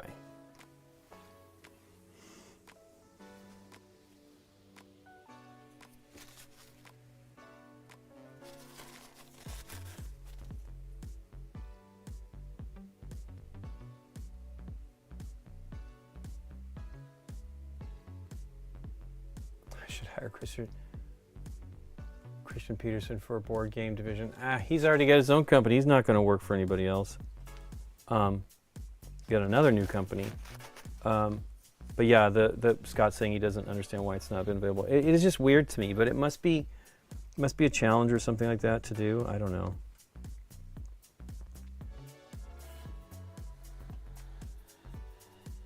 Because I mean, it looks like I did one side, not the other, or maybe that was one I was just working on. Probably was. It is weird because it is popular and it sells out, but maybe that's the other thing. Maybe they have done it and it's sat on the shelves. But you know, they did the 2009 one, then they did one again in 2014, and that sold, and then they haven't done it since. And you know, there's enough new people in the hobby that they'd probably be excited about it because you know it's legendary. I mean, Scott has multiple old versions of it. My oldest is the 2009 one. But it's such a great game. I mean, it feels like Aliens, you know.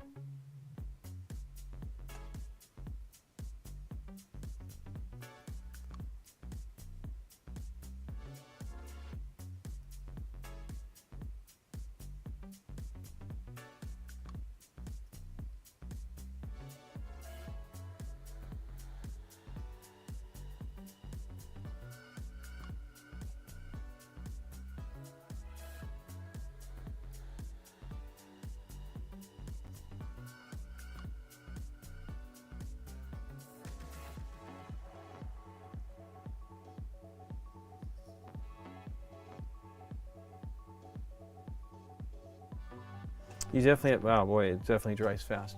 You definitely have to work at it a little bit to keep it, because it's sort of now where I want it. You want the brush to be damp enough that it holds the paint, but it's not holding it very long here. And you don't want it too wet, because then it'll bring the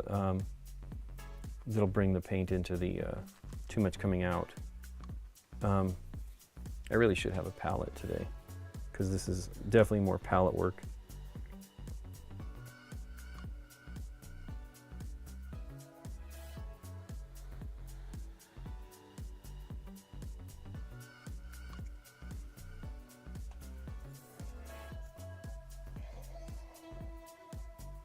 So you can see it already has some of this highlighting that I'm kind of doing because of the dry brushing. But I just want a little bit more. It's just whatever. You do what you want to do. I don't have any rationale for it.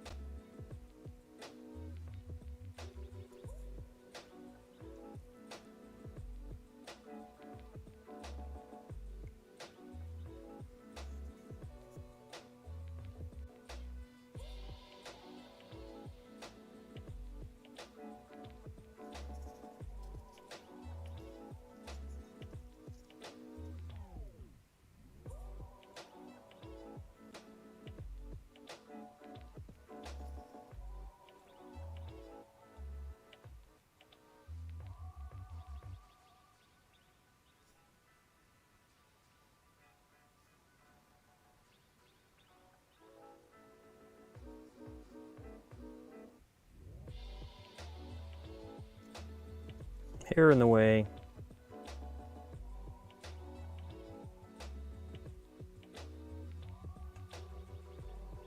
Brush is dry again. There's a lot of paint in there still too, but it's just drying. So I have the tip pretty wet, not too wet, but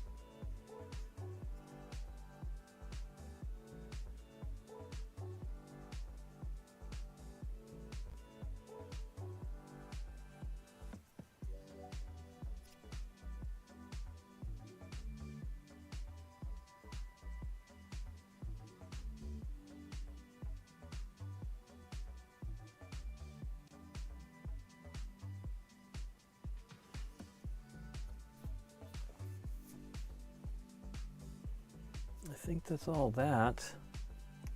These could use a little bit more work though. Paint was too wet.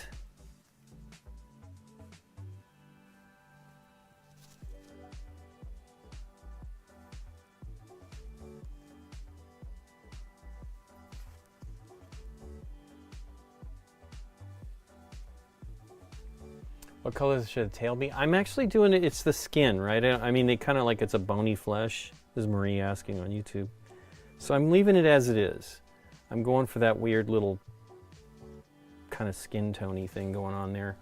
I like the purple a lot. Yeah, the details help. I mean, you know, you don't have to go crazy, but I really like to do it. I probably should do a little bit of stuff on the tongue. So let's see if I can make a pink, a little bit of an edge pink highlight there. Let's see. I have this pink. Let's see if we can use it. It's not probably stirred up enough. But I like the speed with which you can do the airbrushing, and then you do the speed paint on top of that. I don't know what that is. I know what that is, but I don't know what it's doing. But I don't really love. I don't love these paints. We'll see how it goes here. Probably do a little white in there. Maybe not enough.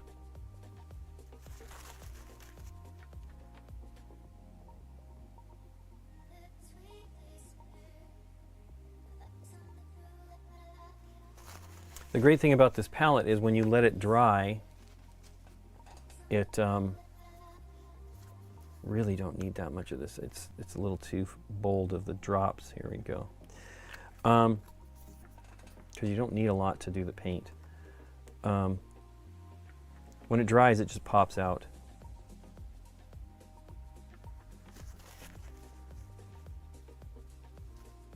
It might even not be light enough here. The tongue is so tiny. Well, let's do all this here.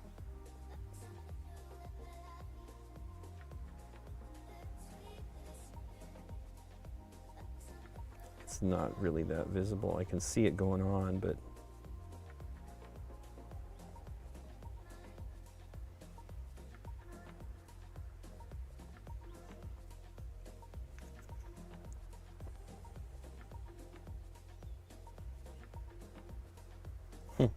just don't get it on his elbow.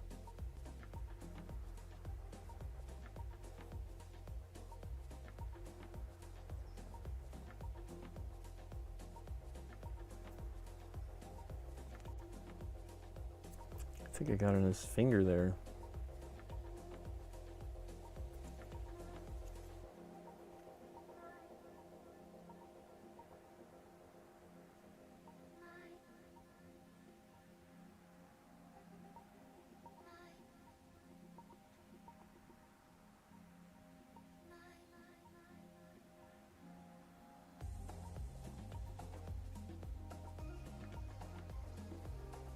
That's helping. That looks good.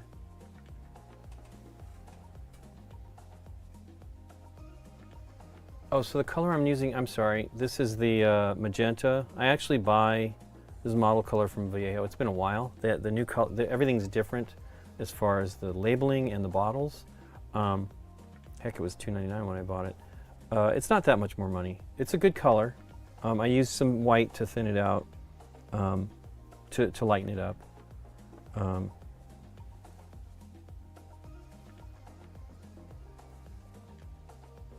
I don't have a ton of standard acrylics. I had a bunch and gave them away that I thought were okay, but I just wasn't using them anymore, and I knew that they were going to sit for a long time. So now I'm kind of like thinking about getting some more something else. Army Painter has a new line coming out called War Paints. I don't know what they're going to cost. War Paints Fanatic, which is exciting because it'll help supposedly has like a stronger pigment. So I don't know. I'll probably buy a couple bottles of that, but that's not coming until January or something like that. So, which is unfortunate because I would like to. I would like to get some now. I mean, I kind of need. I have some older stuff, so I have. Actually, I probably have a pretty good pink in here too. But these are like the old ones, and that's a red. That one's called Brilliant Red, but it is separated so it looks like it's pink on the top. Is that it? Wizard Purple. So this might be, it seems too dark. This is the color I really love. This is Warlock Purple, which you can't get anymore. There is probably, maybe a version of it from, if you get the game color version of a, wow, I got a big old pink splotch on my hand. From Vallejo, their game colors are, I guess there's rumors that they were going to produce the paint for GW and it didn't happen. And so they ended up doing their own, maybe they introduced game color or maybe they already had it, but then their names are very similar to the original GW names. They don't have those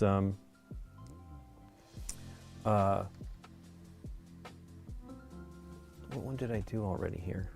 I need to sort them out. Is that up here? Nope. Who knows, though, it might have dried and doesn't look the same. I think that is it. It's not necessarily bright enough. It might need to be even brighter than what I'm doing right now. Let's just give it a little more white.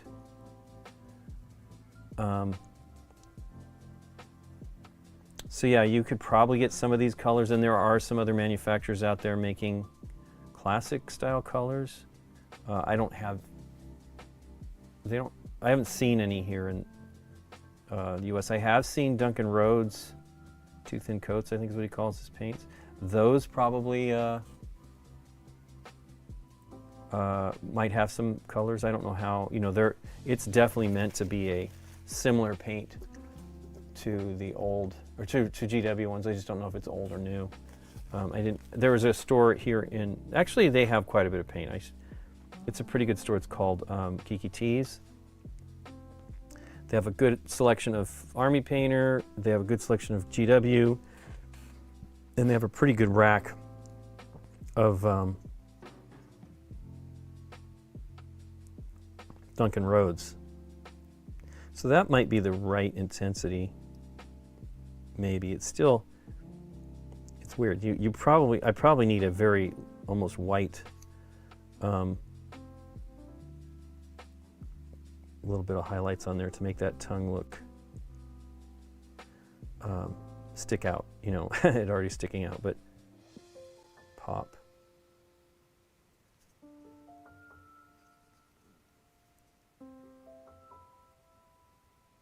See, I don't have any game colors from Vallejo. I do have their inks, and I like their inks a lot. I mean, it's a traditional style ink.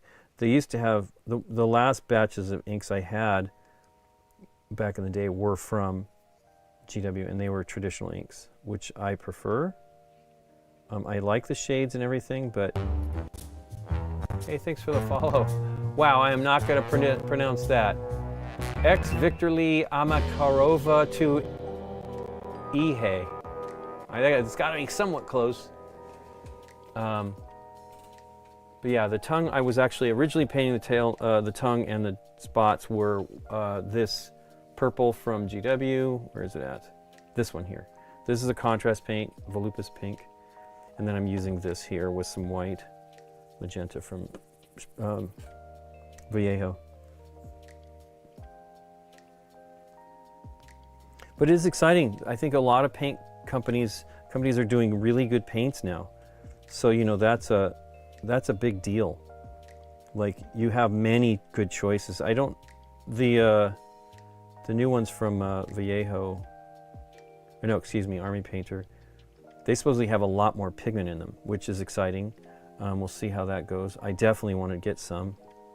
I do not think I will buy a full-on set, even though it is pretty nice having something like that, but I have enough paint that I don't feel I need, I'll just be buying what I need.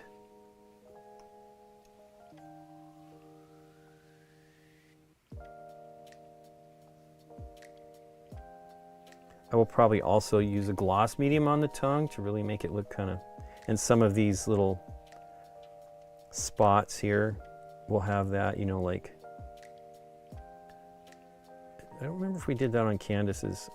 A month and a half ago or so, I painted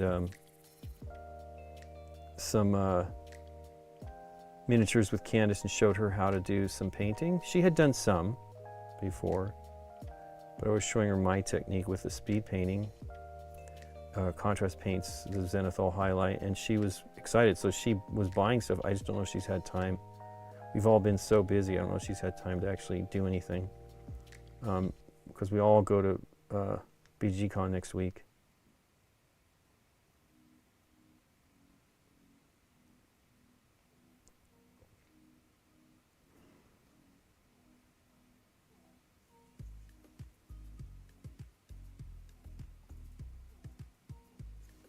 That looks cool.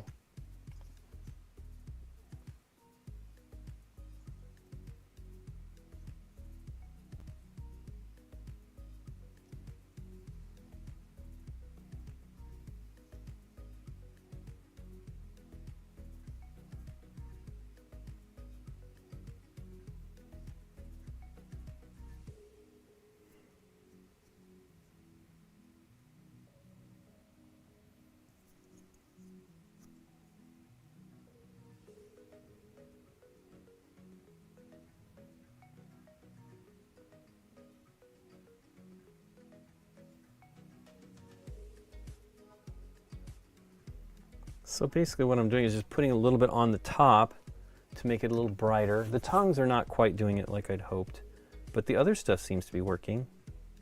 Because it's so dark in here on these little openings, whatever the heck's going on there. There's supposed to be some purple there, it should, or the pink.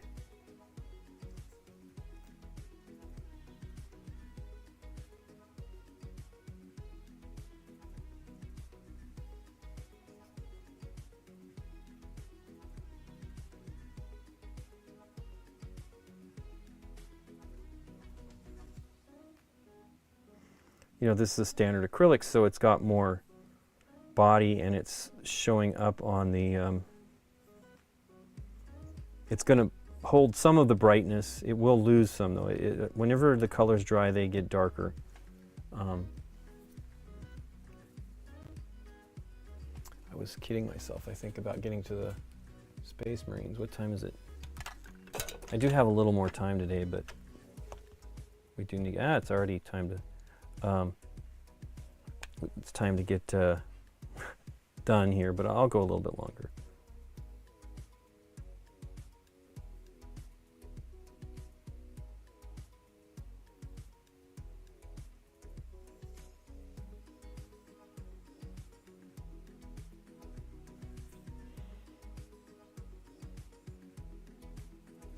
Ooh, that's too much. Whatever. It's too wet there.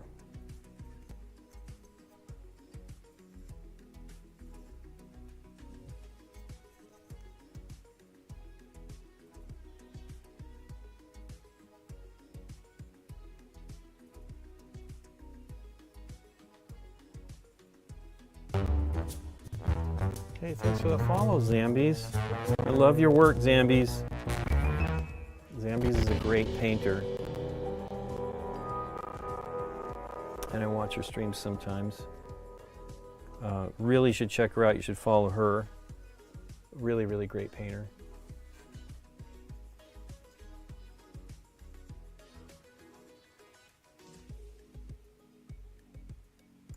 But yeah, the hope is that we'll do these, we'll use these. I'm trying to leave a few, there'll be a couple things to paint for, actually I might have Nick paint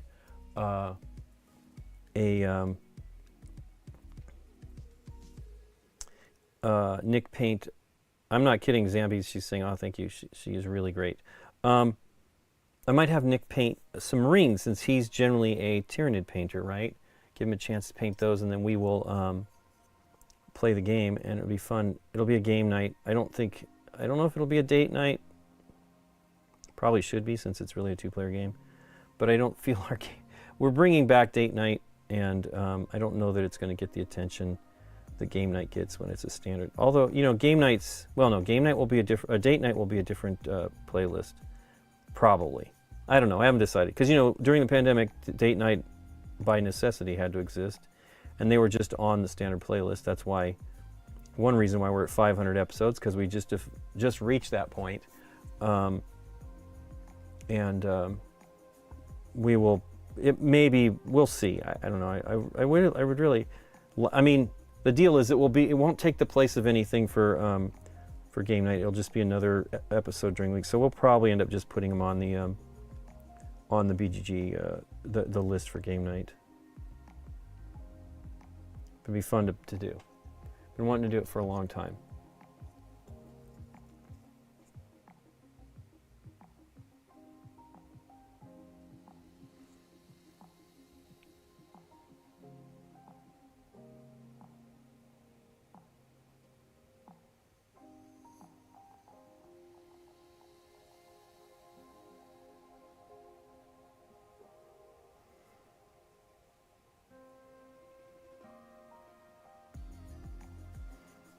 Yeah.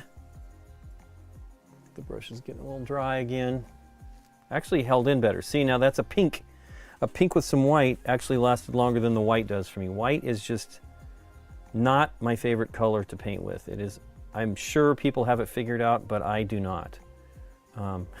You saw how many times it was drying, how quickly it was drying in the brush, even with me having the brush be wet, and it's a little bit too much.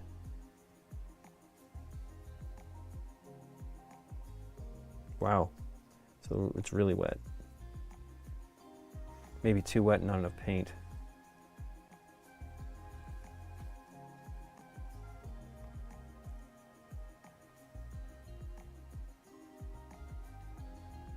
Wow, it really is wet.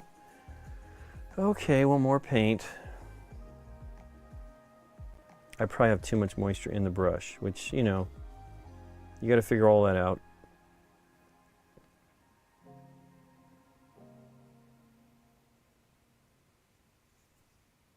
There we go, that's a little better.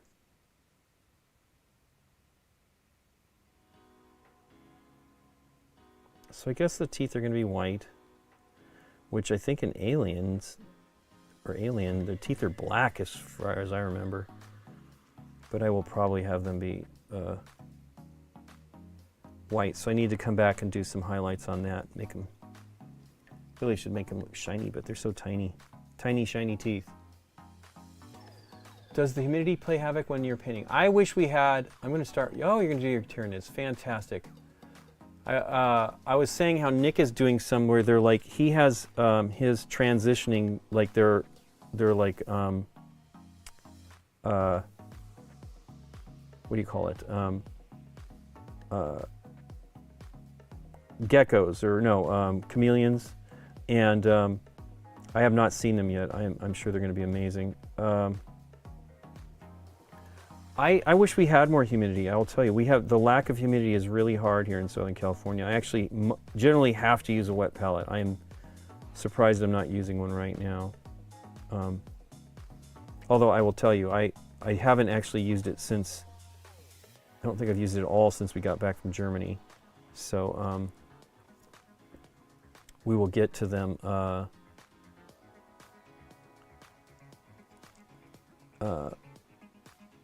I'll get to be using it again at some point here, but it's, you have to, I don't want it to get mildewy or anything like that. So if I'm not using it a lot, because we actually didn't, I don't think I streamed at all painting last week, because we ended up doing more Halloween stuff, which is fun, you know, I mean, of course. Cool. One more, and we could do, maybe, wow, the paint is dry in here. It's a good thing I'm almost done. But yeah, it's tough here. Tough here to paint. I've always had, so I used to use, and I still have it, a retarder from, oh, this one's painted. A retarder from golden, and it works great, but the problem with retarder is it really slows down the dry time. Ah, paint some pink on the tail. Maybe, Marie, that might be a good idea. Little fresh tail, I don't know. Have to think about it. Well, let's see. Let's just try it. The paint is really drying out here, so. Oof.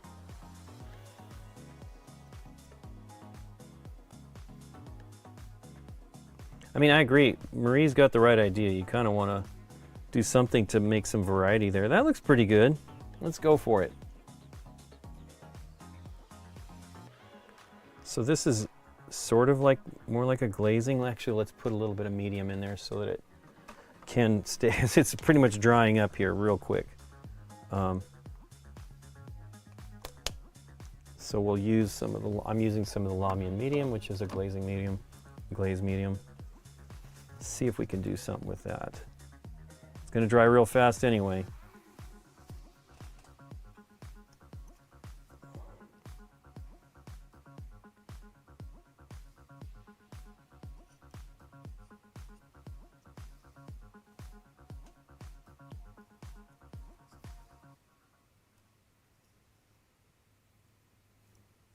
There you go. That looks pretty good, Marie.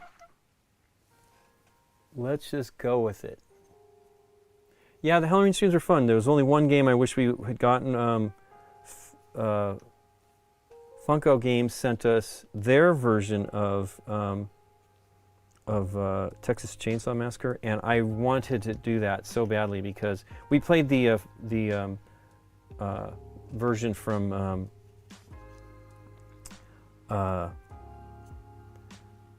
Trick or Treat, which was great. And we'd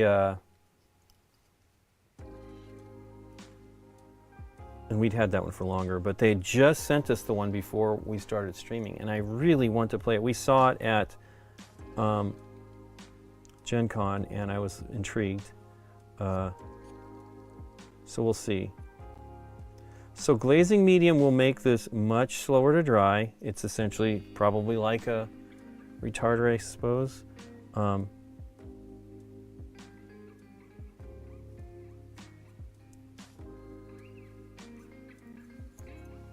we go. Hey, these fellas don't have anything going on there. We'll put a little bit of pink at the end of their spiky tails. And there you go. Oh, you know, I don't have the pink on these guys at all. So let's get to that. And I need to do their eyes. I want to do their eyes as just black. Nikki is definitely not a fan of just black eyes, but that's what we'll do. Look at that. So it's separated already. It's weird. Glazing medium. I have not used a lot of glazing medium. I am not. Oh, see, now look at this. It's already almost dry here. If I leave it completely, it'll just separate on its own, but it'll pop off right off there. It's so nice. It is a challenge. I actually don't like to, I mean, I still mix stuff on them, but goodness gracious, cleaning the paint out. Although, you know, I'm ridiculous about cleaning the paint out. I want things to be, I actually like to be able to see the colors and stuff like that, so I don't like to have any color left over. Sebastian is way more bold about that stuff. And he doesn't care, but his stuff looks great. So you know, he said he was trying to like organize his painting space more like my stuff. Only probably because for me, if I'm looking for something, I was watching. I don't remember the name of the show. It's pretty good on YouTube, and they were talking about. He was talking about using. He has his paints in a box instead of using these racks. And he said what was good about it for him is it moves the other paints around so it keeps them mixed, which is a completely valid and a good idea. But for me, I'm not that quick at finding the colors. Maybe I just have too many, but when they're sitting here on my desk, I can't even find them. So the racks that I have gotten, which I got from on Etsy from Mischief Maker. His stuff is great. and pretty reasonably priced, and a great design. The neatest thing about it is it does the whole, you have the main rack, and then you have 2 or 3 more, well, let's see. The GW set has 3 more racks that nest underneath it. So they hold, the second one holds, the main one holds, let's see, 1, 2, 3, 8, 3, 4, 5, 6, 48 in the main rack, and then it has 32 in the internal rack, and then they have 2 more smaller racks that each hold 9. So that one holds 96 paints, and it all nests. So I have them all out most of the time, but occasionally I do have some paints, some of my older, some of my other GW paints that I don't use a ton of, are nested inside of one of the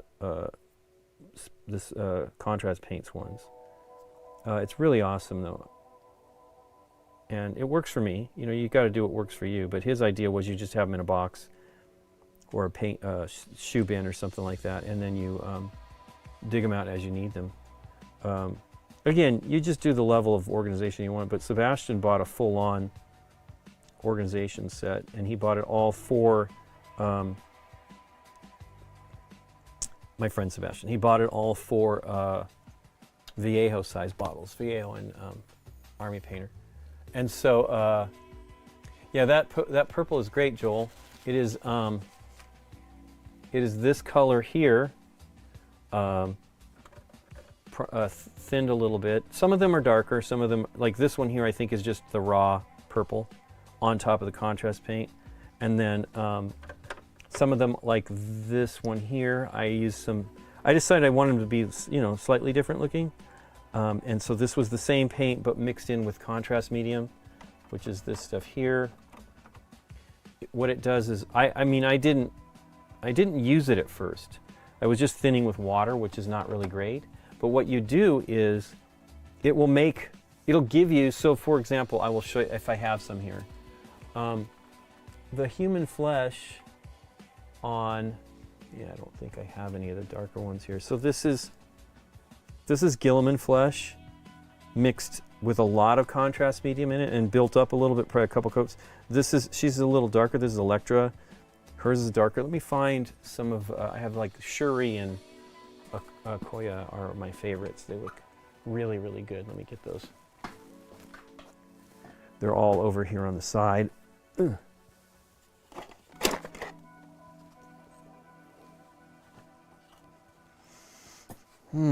But yeah, I'm really impressed at how much different colors you can get.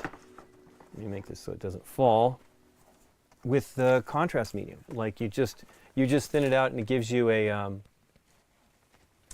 wide variety of shades. And so I was actually disappointed by Gilliman flesh initially, and once I started to use the contrast medium instead of water to thin it, I was getting amazing results. So here is,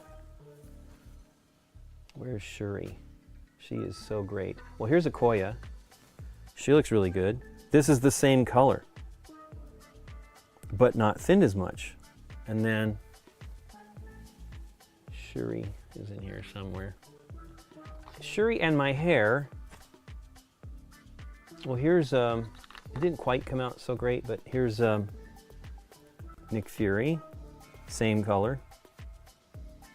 Come on, Shuri. She's literally one of my favorite minis I painted here. I really love these. These are such great ones to get into for people to learn to paint. The scale of them is, come on, where's Shuri? Is she already out? I hope not. I need to actually put these back into the racks. Oh, there she is, in the corner by some Chaos Marines. And then there's Shuri. Look how awesome she looks. And that hair, you know, that hair is one color. That is the, I think it's a slightly thinned down version of the Wildwood contrast paint. But man, she looks great. These are really, really fun. I like the lids of bottles with the paint that's inside the bottle, helps you find the color you're looking for. Yes, I paint the lids. I've done that. I actually had them all on my old set of, well, here's another same flesh tone. This is Kingpin. Look at that. He's very pale. Well, pretty pale. Actually, my favorite one of the pale ones is this one. This is literally one of the first ones I painted. And that's where I figured out the Gilliman flesh, because I was like, well, it needs to be to work, and so Black Widow turned out cool. Anyway, there you go. There's some stuff you can do. Part of that is, so what I do now is, so here's Jean Grey or Dark Phoenix. I think that's Jean Grey. Fest 999 Zoya Albel Yeva. Well, thanks for the follow. Yeah, the detail's amazing. These are great. So this one's a little dark. So what I've done now, this is an earlier one that I painted. What I do now is when I airbrush, I will focus a little bit more white on their face. Hella, she looks a little waxy, like a wax figure, but it still looks great. I just airbrush a little bit more brightness on their face because I feel their faces are, important. Oh man, this one here, this is the biggest face, one of the biggest faces I've ever painted, MODOK, but I was like, well, let's go for it here. But that's the same Gilliman flesh. It's pretty amazing. So you can get a lot out of these paints, and they last, for me, I'm not as crazy of a painter as some folks, but they last a long time. I have only ever rebought 2 bottles so far of color. I bought the Iandin Yellow, and I bought the, and I still have, that one I actually ran out of. And then I have this Basilicanum Gray. This is the first bottle I had. But I spilled it, and somehow, like the pigment you saw earlier, I mixed one, and it's mixed, oh, no, that's Black Templar. You can see it was pretty white down here earlier. This one, the pigment, somehow I lost a lot of the pigment, so it's basically a shade now, and I still use it. I still have a lot. So I've only ever bought 2. That's how many I've actually run out of, and I painted 100 and something, 200 minis with them so far. I've done a lot of the Warhammer, the Marvel United. So, I mean, I think they're great. I think that you can do a lot of stuff with them. I mean, look how, that really looks amazing, and this was a simple one. Now that red is pretty great. It's a straight red called Ball Red, I think. Yeah, Ball Red. So it's more of like a single pigment thing, so it doesn't really, for me, it really needs the undercoating to give you the shading that you want. And it works. It works really, really great on this one. I mean, I'm not even done with this one, but it really looks nice. Let me put these back over here where they need to go, the in-process ones. Where's the, oh yeah, here's one, Noir, the Noir Spider-Man. Look how cool he looks. This is literally just me with the contrast and then doing some additional work on top of it. But he looks cool. And so you can do lots of great stuff with these, and I feel an airbrush really helps raise your game. If you're good at glazing, you could do a lot of that stuff that I'm kind of doing on your own, but without having, oh wow, her spear is, I really probably need to try to straighten it out. So the way to do that is you heat it, put hot water, you put it in, you straighten it out, and then you put cold water, and it'll, I've done that on some. I did not do Okoye. I thought I had done her. But as you get better, you can do all that. So here's another thing I did. I did 2 versions of Iron Man.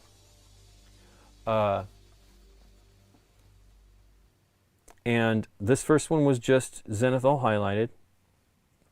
And then I wanted to do some streams. So Scott had a spare copy of Marvel United, and he didn't need it. And so this one, I did the black, then I sprayed down here. I did some Zenithal with standard gray and then white. But in the miniature, I actually dry brushed 2 shades of silver. I used, oh goodness, I think I used a GW silver that I have here. Maybe this one here, Chainmail, I think was the first one. And then I used, do I have it out? No, boy, that does not fit in there. I have some metal medium, I think is the color, metallic medium. Oh, here it is. Again, needs to be in the rack. I could find it. So metal medium, as it's very, very light, and I use that as the highlight, the dry brush, and then I put the contrast paints over it.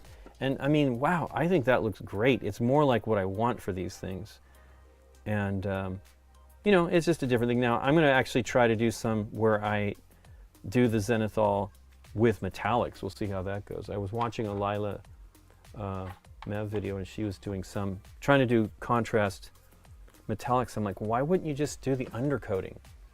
So we'll see how that goes. Got the Marvel Zombie X-Men core set. Looking to paint it over Christmas. Wow, so I don't have that one, Joe King. I have the very basic one that they have. Let me switch. I'm probably done for the day. I have the, I bought the, just the retail one that was like $30 or something like that. I would love to get that. I actually, Scott tried to convince me to just go ahead and back it, you know, have BGG back it, which I don't even know how to do that because I have my own account for that. And he has it, but I just was, for me, I didn't decide, because I have this Marvel United, I have everything, pretty much everything, and backed all three fully. But the thing is like people can't get them. They're not that easy. Thankfully, like the earliest set of Marvel United, sets of Marvel United, some of those are out and available, but I don't know how much they will be. And it's just, it's frustrating, like if you can't get these things. And so I want people to be able to paint and do what they, you know, if they see what I'm working on, they get them. Now that's the issue with painting these orcs. You can't get them anymore. Now that's not necessarily true. Some of these are available without, maybe in some sets, but like these are gone already. Like, and it's been 5 years, 6 years. Can't remember. Was it 2018? I think when I first got into Warhammer Underworlds. I have to look it up and see when those came out. And, you know, I love all that stuff. I wish that people could get them. But, you know, at least there's other units that are similar from GW. It's not like it's completely, hey, great, it's covered with this barcode. I don't see the copyright on here. Anyway, but yeah, you have to, like with GW, there's a lot of stuff where they only have them available for a short time. So that's why we'll go with like the box one. Now, I would love to paint some of those Marvel. I will do those few that I have. I think there's a total of maybe 12 minis in there in the Marvel Zombicide. And the DC one seems interesting, but I mean, that's exciting to me because I have very little DC stuff. I have some Batman, which I'd like to do. And Scott actually got that for me, and I would love to paint them because there's some really fun minis in there. I have got actually a couple different things that Scott has bought me some of those things, and I really need to paint them. I would love to. I wish we lived closer. I would probably get him to paint more. When the contrast paints first came out in 2019, I bought some of the stuff and showed him. I painted this mini. Actually, was the first one I painted with contrast paints, and I did it in like an hour and a half, and it looks great. There's some more to it that I'd like to do, but that's where I was at on it. And I did some blending, wet blending, and everything because the paints stay wet for a long time. Did like a non-metallic metal kind of thing going on here. So it was cool. And he was interested, but he didn't. I left him with like the primer and something else maybe, but I took the colors because I was going to do my units, which I was doing there. And I might have just bought those. I can't remember. But he ended up during the pandemic getting a bunch of stuff and painting, and we had, you know, what else were we going to do? And I do miss painting with him. I actually just wish we had like a paint group. So when we visited with Sebastian and Annie in Germany, they had a paint day, and like 16 people plus some people, more people playing games showed up, and there were a bunch of ladies painting miniatures and stuff. That was the lady that loaned us I slowed down on painting because I just didn't want to keep holding on to it. She was asking back for it, but she loaned me this, not this one. Actually, I think she had the original version. This is a 2.0 of this Fire Giant Orange. Because nobody had any orange. All of Sebastian's paint group, some of the people that were there, didn't have any orange. So I was like, wow, this is a great color. So it was really awesome, really great group of people, and really fun. Anyway, this is the last stream for a couple weeks. We'll probably be back doing this on Tuesday, the 21st. Is that right? That sounds right. So hopefully you guys maybe can join us. If we don't play games, I might be doing more painting. I definitely want to do painting. I'm going to try to, like Joe King, I'm going to try to do a bunch of stuff in December. See if I can. My goal is to not be so busy in December as I have been the last few years. But I really appreciate everybody joining us, and I really love a ton of follows. Thanks so much. And thanks for everybody chatting, too. It's been really, really great. And I hope everybody has a great week, and we'll see you again in a couple weeks. Take care, everybody. Let's see if there's somebody to raid here. So it's only going to be for the Twitch people, unfortunately. Let's see who we got here. Hopefully somebody painting. No, nobody. Well, nobody that I follow. Let's see if Miniac is going. I didn't raid him the other day. He is raiding, so let's go to Miniac. Miniac's a great painter, has a great channel. He covers a lot of stuff. He's very talented. I wish I was as good as he is. So let's see how this goes. If you want to join the raid, please go ahead and do it and click through. And on the YouTube people, thanks for joining me. I wish you could raid with us as well. This is the one great thing about Twitch is the raiding. Let's see how this goes. Anyway, you guys take care. Have a great week. Says it's going to be ready in a few seconds. Well, thanks to the 20 that are joining them. Take care, everybody. Bye-bye. And thank you to the YouTube folks. Have a great week, and I hope to see you again. And have a great Thanksgiving. If I don't see you before then, we will be streaming just before Thanksgiving, as I said. Take care, everybody. Bye-bye.